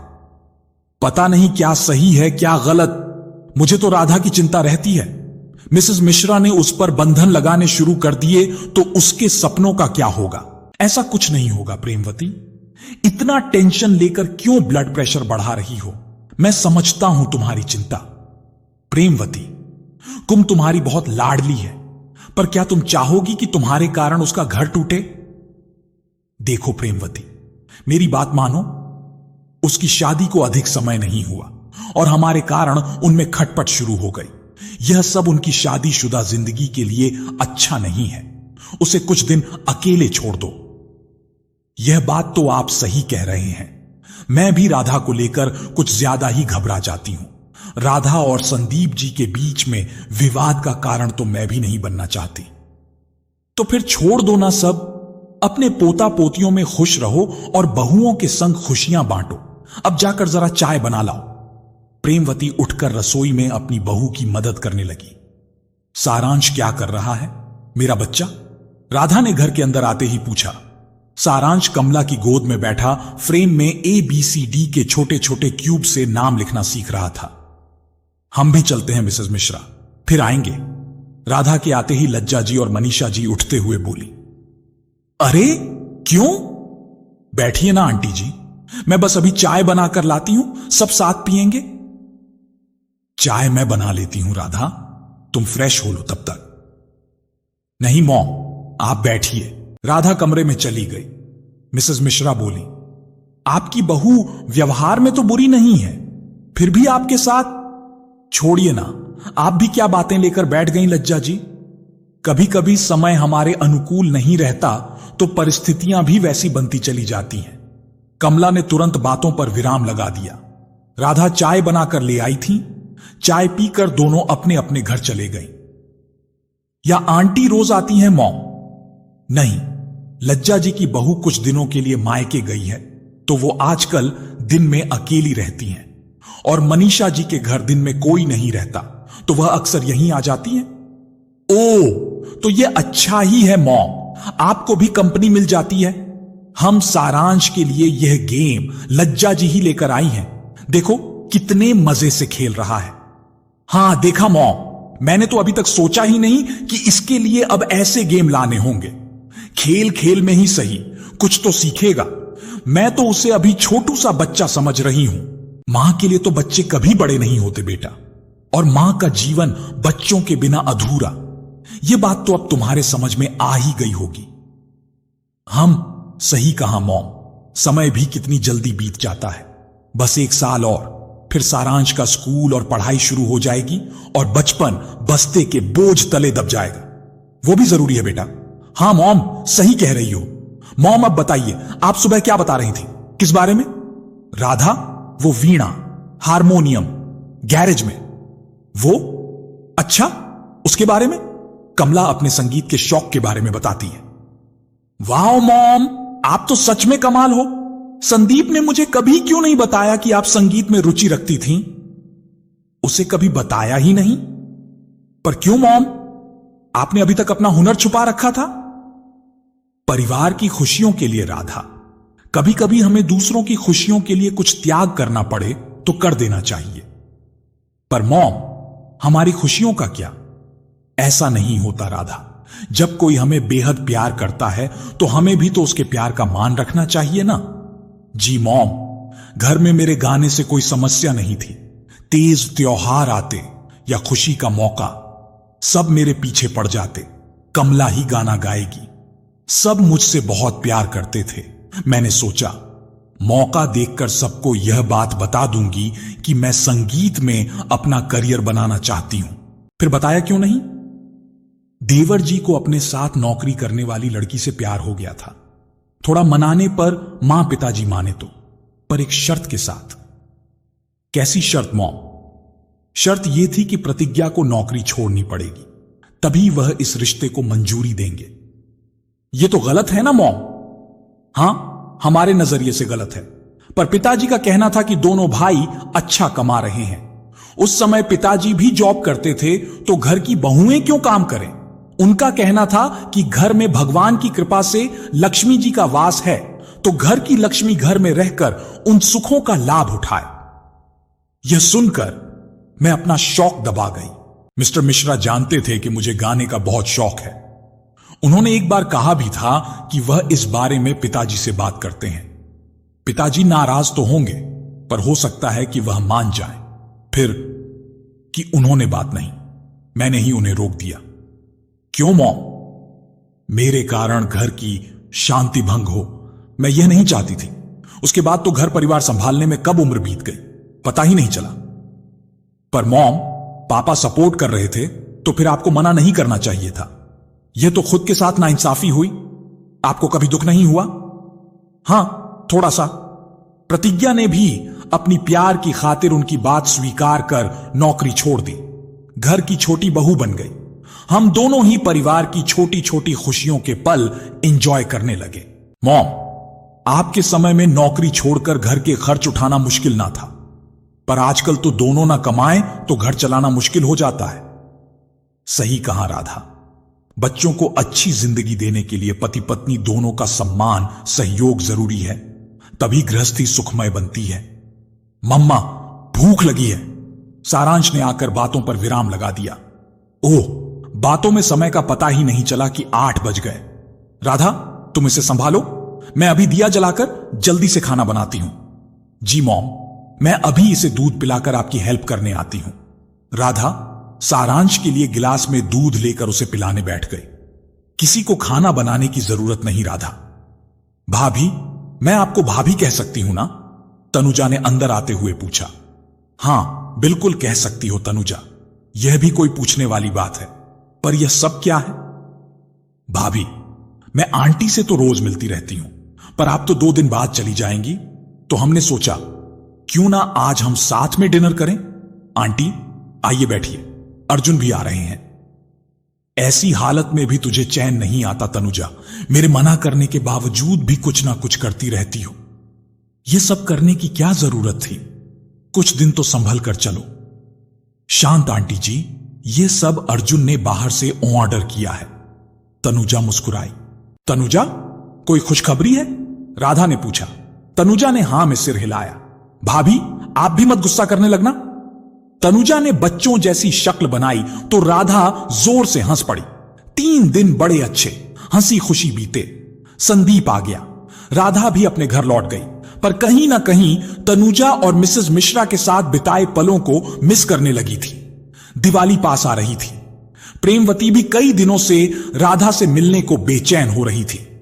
राधा, तुम्हारे फोन की रिंग बज रही है, जरा देखो तो। संदीप शेविंग करते हुए चिल्लाया।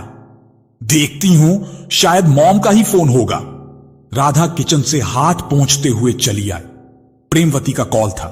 अरे नहीं नहीं मॉम, इस बार पॉसिबल नहीं। क्यों बेटा, क्या पॉसिबल नहीं है? संदीप जी मना कर रहे हैं। नहीं मॉम, बस ऐसे ही मैं इस बार कुछ और सोच रही थी। ऐसा क्या हो गया जो तुम्हें सोचना पड़ रहा है? राधा, कुछ बात हो गई क्या? नहीं मॉम, कोई बात नहीं हुई। मॉम जी का मन है कि इस बार हम उनके साथ दिवाली मनाएं। मैं सोच रही थी कि आउच! राधा की बात सुनकर संदीप का हाथ स्लिप हो गया और छोटा सा कट लग गया। क्या हुआ संदीप? कुछ नहीं, दाढ़ी बनाते में कट लग गया। तुम बात चालू रखो। यह सुनकर संदीप को विश्वास नहीं हो रहा था कि राधा अपनी मां के यहां जाने से मना कर रही है। राधा, हम तुम्हारे बिना दिवाली, इतने सालों से हम दिवाली साथ मनाते रहे, और इस बार तुम्हारे बिना? नहीं नहीं, तुम लोग यहां आ रहे हो बस। मॉम प्लीज, मैं भाई दूज पर आ जाती हूं। राधा ने फोन रख दिया। क्या कह रही थी मॉम? संदीप चेहरा साफ करते हुए बोला। कुछ नहीं, दिवाली पर बुला रही थी तो मैंने मना कर दिया। तुमने मना क्यों कर दिया? कोई बात नहीं, बस ऐसे ही। अब आप जल्दी से नहा लो, ऑफिस के लिए देर हो जाएगी। यह तो अब सच में मां जैसी उलझी हुई बातें करने लगी। चलो मैं मेरा काम करूं, इसके मन का क्या, कब पलट जाए। अभी तो दिवाली बहुत दूर है। मन ही मन सोचता हुआ संदीप उठकर नहाने चला गया। सारांश को मां के पास छोड़कर दोनों ऑफिस के लिए निकल गए। सुनो जी, राधा कह रही है कि वह इस बार दिवाली पर नहीं आ पाएगी। क्यों, सब ठीक तो है? भीम चौंक कर बोले। सब ठीक है, पर क्या? प्रेमवती बोलो। वह कह रही थी कि संदीप जी इस बार अपनी मां के साथ दिवाली मनाएंगे। राधा ज्यादा कुछ नहीं बोली। संदीप जी पास ही थे शायद, पर बड़ी दुखी होगी बेचारी। बचपन से हमारे साथ ही सारे त्योहार मनाती आई है ना, इसलिए यह पहली बार है जब मिश्रा परिवार एक साथ दिवाली मनाएगा। प्रेमवती, अगर राधा इस सब से सहमत है तो हमें क्या करना? यह सुनकर प्रेमवती कुछ नहीं बोली। मिश्रा हाउस में इस बार कमला बड़े चाव से मठरी, गुजिया, बेसन के लड्डू बना रही थी। संदीप शाम को आया तो खुशबू लगते ही बोला, मां गुजिया बनाई। रसोई की ओर बढ़ा। ठहरो संदीप, हाथ कौन साफ करेगा? मां आप नहीं बदली, मैं अभी आया।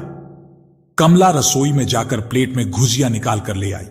वाओ मॉम, मैंने आज तक इतनी स्वादिष्ट गुजिया नहीं खाई। राधा बोली, मेरे मां के हाथ में जादू है। राधा, तुम लोगों के लिए ही बनाई है, तुम लोग आ रहे हो ना? हां मॉम, छुट्टी लगते ही हम लोग आ जाएंगे, अभी चलते हैं। राधा सारांश को लेने चली गई थी, जो कमरे में सो रहा था।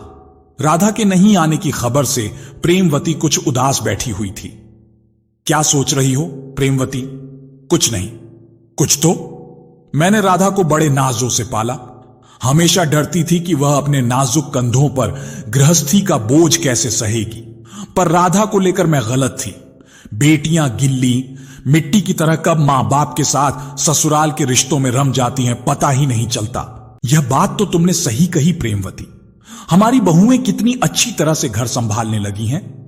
मेरी बातों में आकर राधा वही करती रही जो मैं कहती। मैंने उसे मिसेस मिश्रा से दूर रहने की सलाह दी ताकि वह आजाद जिंदगी जिए, पर अब हालात बदल गए हैं। राधा ने अपने कदम मिश्रा हाउस की ओर मोड़ दिए तो मुझे खुद पर शर्म आने लगी है। गलती तो मुझसे भी हुई है प्रेमवती। मैंने हमेशा तुम्हारी हर बात का समर्थन किया, कभी तुम्हें और बच्चों को नहीं टोका। संदीप जी के बदलते व्यवहार ने मुझे बेटे और दामाद का अंतर समझा दिया। मैं समझी नहीं, प्रेमवती बोली। प्रेमवती, रिश्ते हैं तो थोड़ी बहुत तकरार भी होती है। अब हमारे बेटे कभी कभार किसी बात पर चिढ़कर अगर कुछ कहते हैं तो तुरंत थोड़ी देर में माफी मांगने लगते हैं। हमें गुस्सा आता है तो हम उन्हें डांट लेते हैं, पर संदीप जी के साथ हमें हर बात का ध्यान रखना पड़ता था। सुनो जी, मैंने कुछ सोचा है। क्या? रुको, पहले बच्चों को बुला लूं। थोड़ी देर में प्रेमवती के दोनों बेटे रजत और मयंक अपनी पत्नियों के साथ आ जाते हैं। क्या हुआ पापा? मॉम ने हमें यूं अचानक क्यों बुलाया? सब ठीक तो है? सब ठीक है बच्चों। क्या बात है? यह तो प्रेमवती बता सकती है। मॉम, बच्चों, इस बार दिवाली पर राधा हमारे यहां नहीं आ रही है।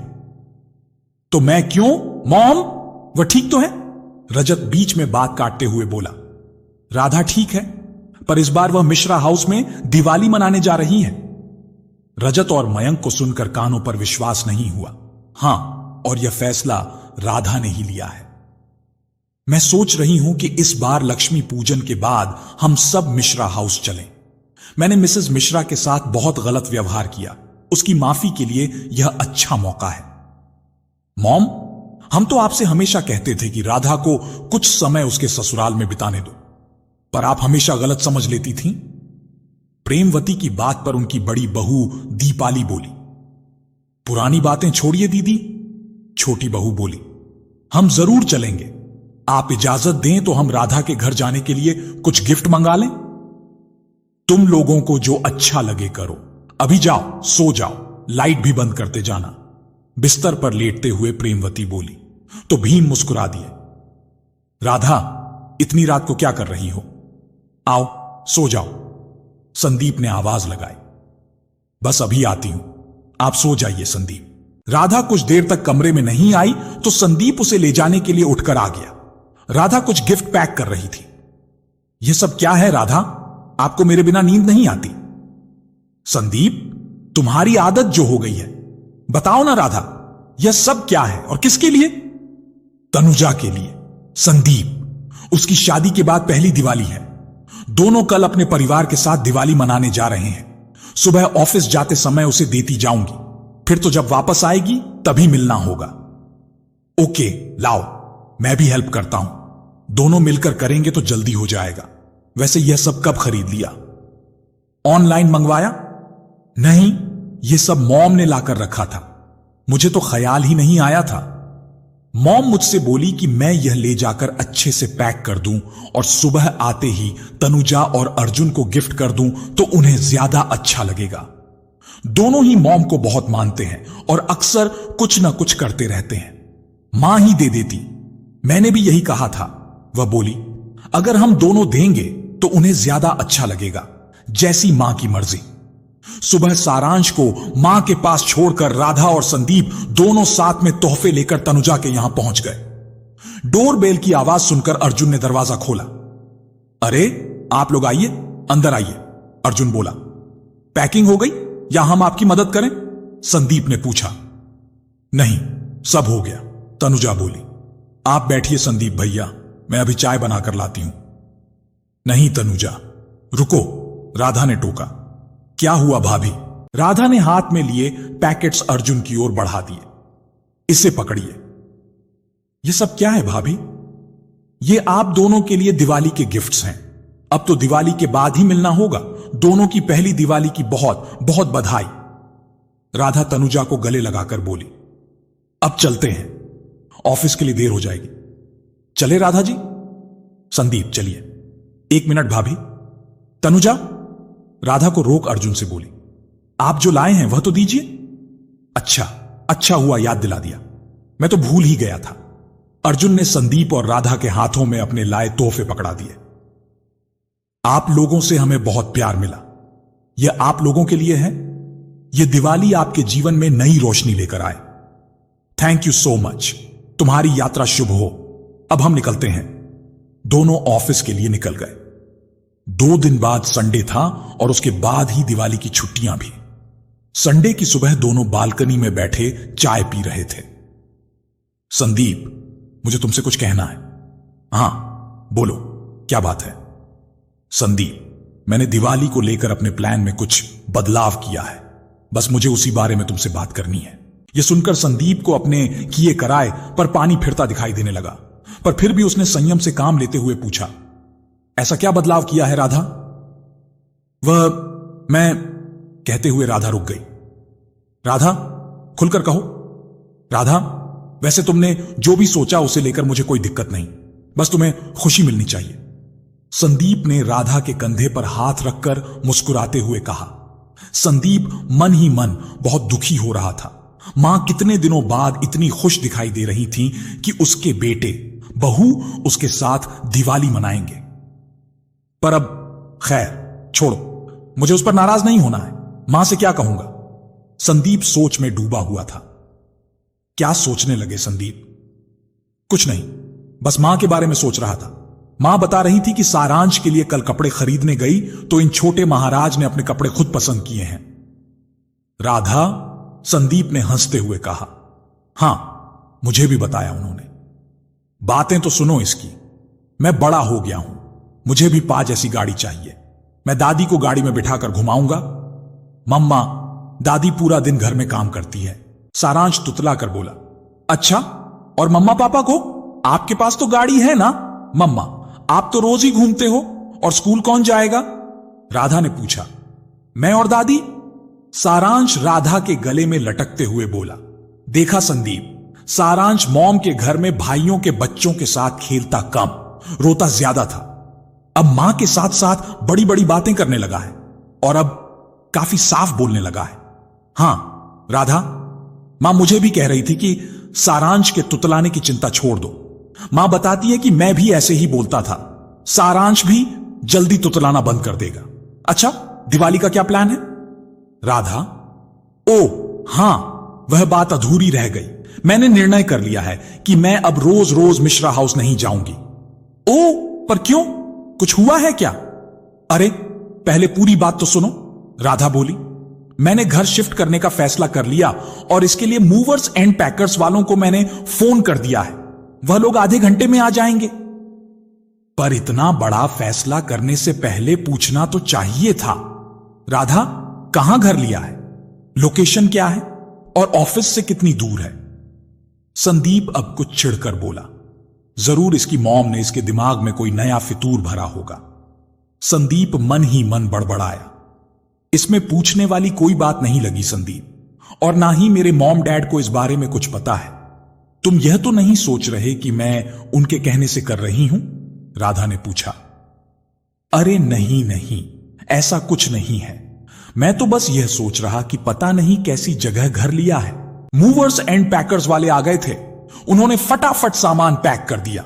सुनो, यह एड्रेस लो और यह सामान वहां पहुंचाकर सेट करो, हम पीछे से आते हैं, राधा बोली। राधा ने मकान मालिक को फोन कर दिया था, वह भी चाबी लेने आ गए थे।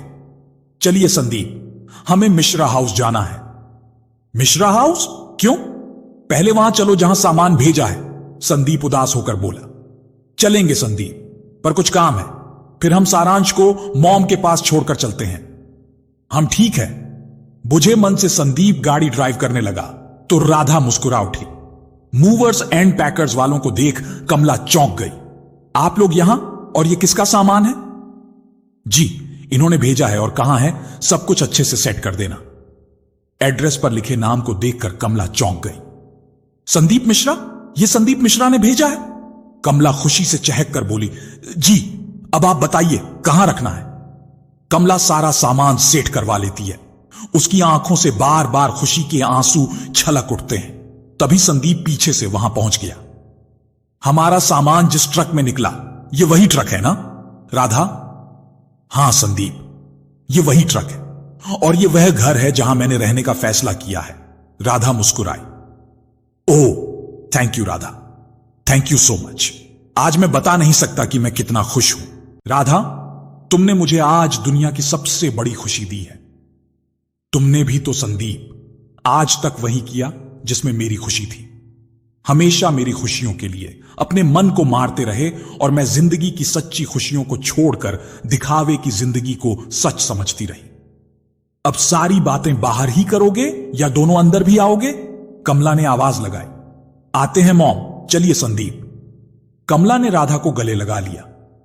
मुझे पता था कि कोई मुझे समझे या ना समझे राधा, पर तुम कुछ दिन मेरे साथ रहोगी तो मुझे जरूर समझोगी। सॉरी मॉम, मैंने बहुत दुख दिए हैं, राधा और संदीप बोले। जो भी हुआ उसे भूल जाओ मेरे बच्चों। हम नए सिरे से नई जिंदगी जीते हैं।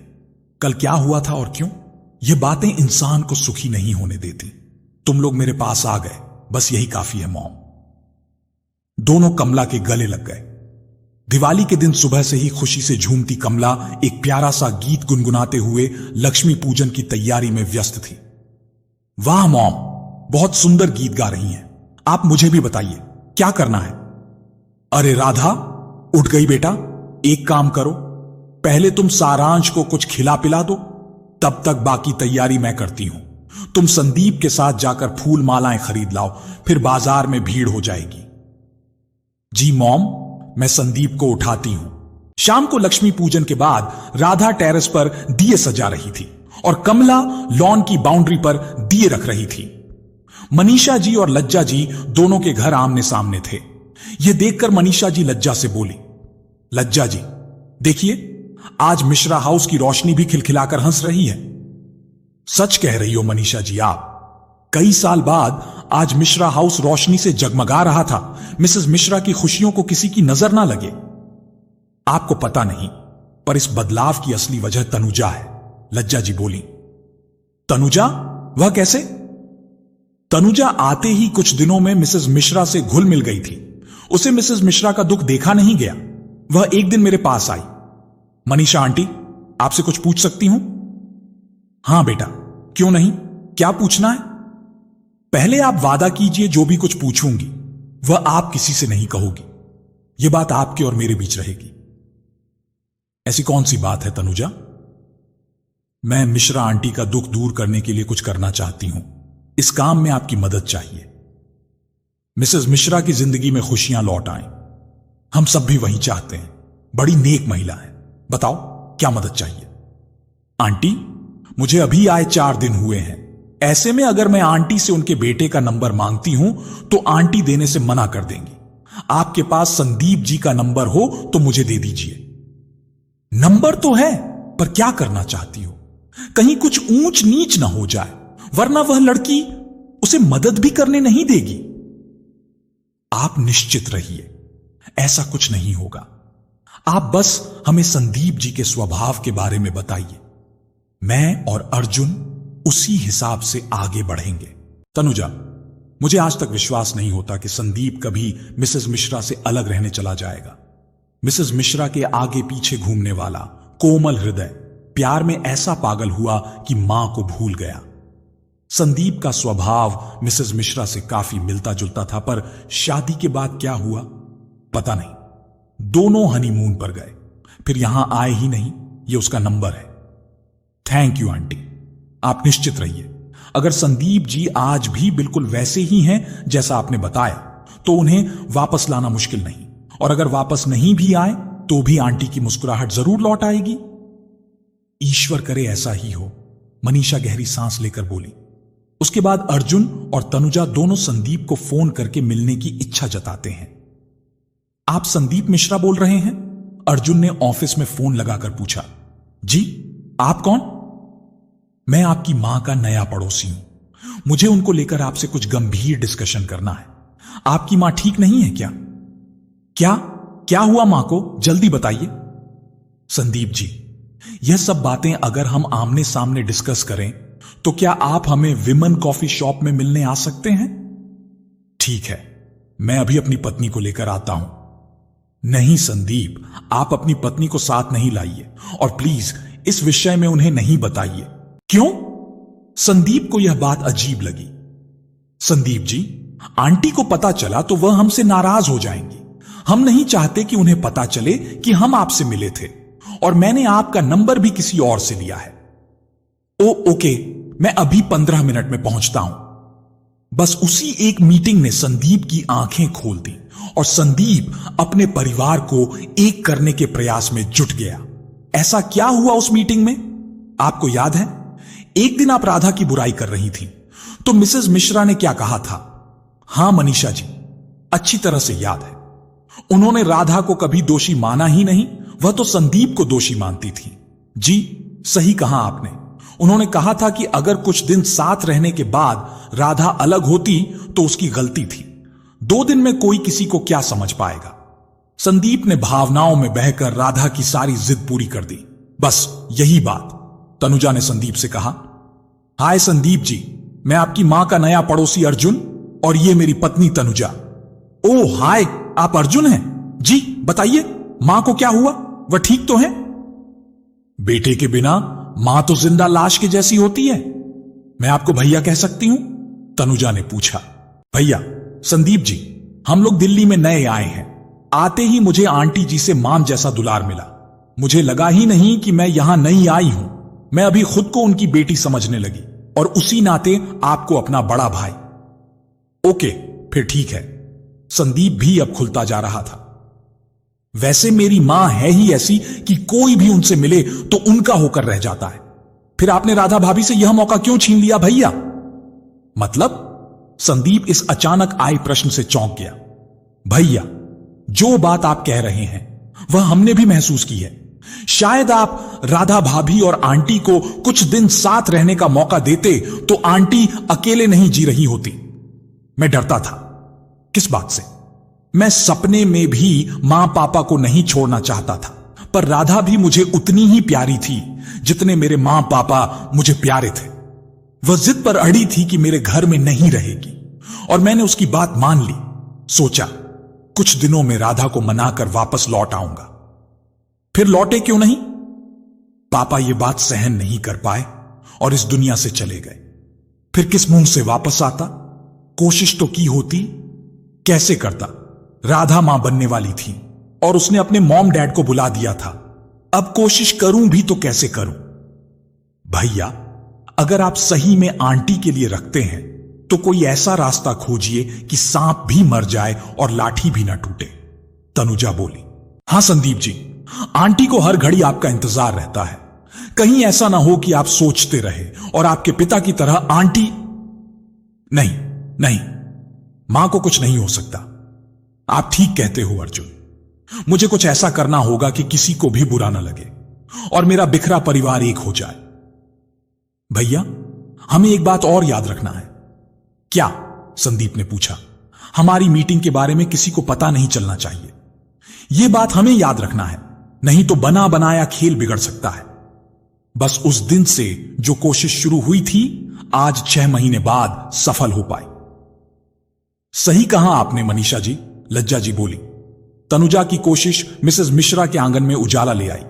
तभी 2 गाड़ियां मिश्रा हाउस के सामने आकर रुकी। गाड़ियों को देखकर राधा खुशी से चहक उठी। मॉम, डैड, भैया, भाभी, आप सब अचानक? आप सभी को हैप्पी दिवाली कहते हुए राधा अपनी मां के गले लग गई। मॉम! राधा कमला को आवाज लगाते हुए अंदर आई। क्या हुआ राधा? मॉम, डैड और भैया भाभी आए हैं मॉम। अरे वाह, तो अंदर लेकर आओ इन्हें, बाहर क्यों खड़ा कर रखा है? कमला खुद बाहर आकर सभी को अंदर आने के लिए कहती है। मिसेस मिश्रा, आपको दिवाली की शुभकामनाएं। हमसे जाने अनजाने में जो भी गलतियां हुई हैं, हम दिल से उसके लिए। पुरानी बातें छोड़िए प्रेमवती बहन, कमला ने बीच में ही टोका, आज खुशी का मौका है, ये लीजिए, गुजिया खाइए और दीपावली मनाइए। मिश्रा हाउस की खुशियां लौट आई थीं। देर रात तक घर सबकी हंसी ठिठोली से गूंज रहा था। कमला मन ही मन ईश्वर को धन्यवाद दे रही थी। संदीप तनुजा और अर्जुन को फोन करके खुशखबरी दे रहा था। राधा इस सब से अनजान दोनों परिवारों को साथ देखकर खुश हो रही थी। प्यारे साथियों, जिंदगी की इस कहानी से हमें एक बहुत गहरी सीख मिलती है। घर ईंट सीमेंट से नहीं, बल्कि रिश्तों की गर्माहट से बनता है। राधा और संदीप दोनों ने जीवन की कठिनाइयों में एक दूसरे को संभाला, एक दूसरे के दर्द को समझा और हर परिस्थिति में साथ निभाया। लेकिन कभी कभी ऐसा होता है कि हमारा दिया हुआ प्रेम, त्याग और सम्मान उसी व्यक्ति को दिखाई ही नहीं देता जिसके लिए हम दिन रात संघर्ष करते हैं। सारांश और कमला ने जो व्यवहार किया, उसने यह सच सामने ला दिया कि शिक्षा का कोई अर्थ नहीं जब दिल में संवेदनशीलता न हो। कहानी हमें सिखाती है कि रिश्ते खून से नहीं, व्यवहार से चलते हैं। यदि व्यवहार में कड़वाहट है, अहंकार है और अपनेपन की कमी है, तो सबसे मजबूत रिश्ते भी धीरे धीरे टूटने लगते हैं। मिस्टर मिश्रा और मिसेस मिश्रा ने अपना पूरा जीवन बच्चों के लिए न्यौछावर कर दिया, पर बदले में मिला केवल उपेक्षा, तिरस्कार और दर्द। यह वही सच है जिससे समाज का हर दूसरा बुजुर्ग गुजर रहा है, जहां बच्चों की प्राथमिकताएं बदल जाती हैं और माता पिता केवल बोझ बनकर रह जाते हैं।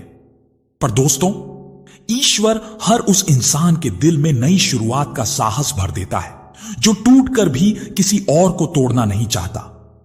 कहानी के अंत में जब राधा और संदीप अपने जीवन को दोबारा संभालने लगते हैं, तो यह सीख देते हैं कि आत्मसम्मान किसी भी रिश्ते से बड़ा होता है और अपने लिए जीना भी उतना ही जरूरी है जितना दूसरों के लिए। इसलिए हमेशा याद रखें, माता पिता का सम्मान करें, उनके त्याग को समझें, अपने घर में ऐसा वातावरण बनाएं जहां प्यार, संवाद और सम्मान हवा की तरह बहता रहे। और सबसे महत्वपूर्ण, कभी किसी रिश्ते को इतना कमजोर ना होने दें कि एक दिन वह सिर्फ पछतावे में बदल जाए।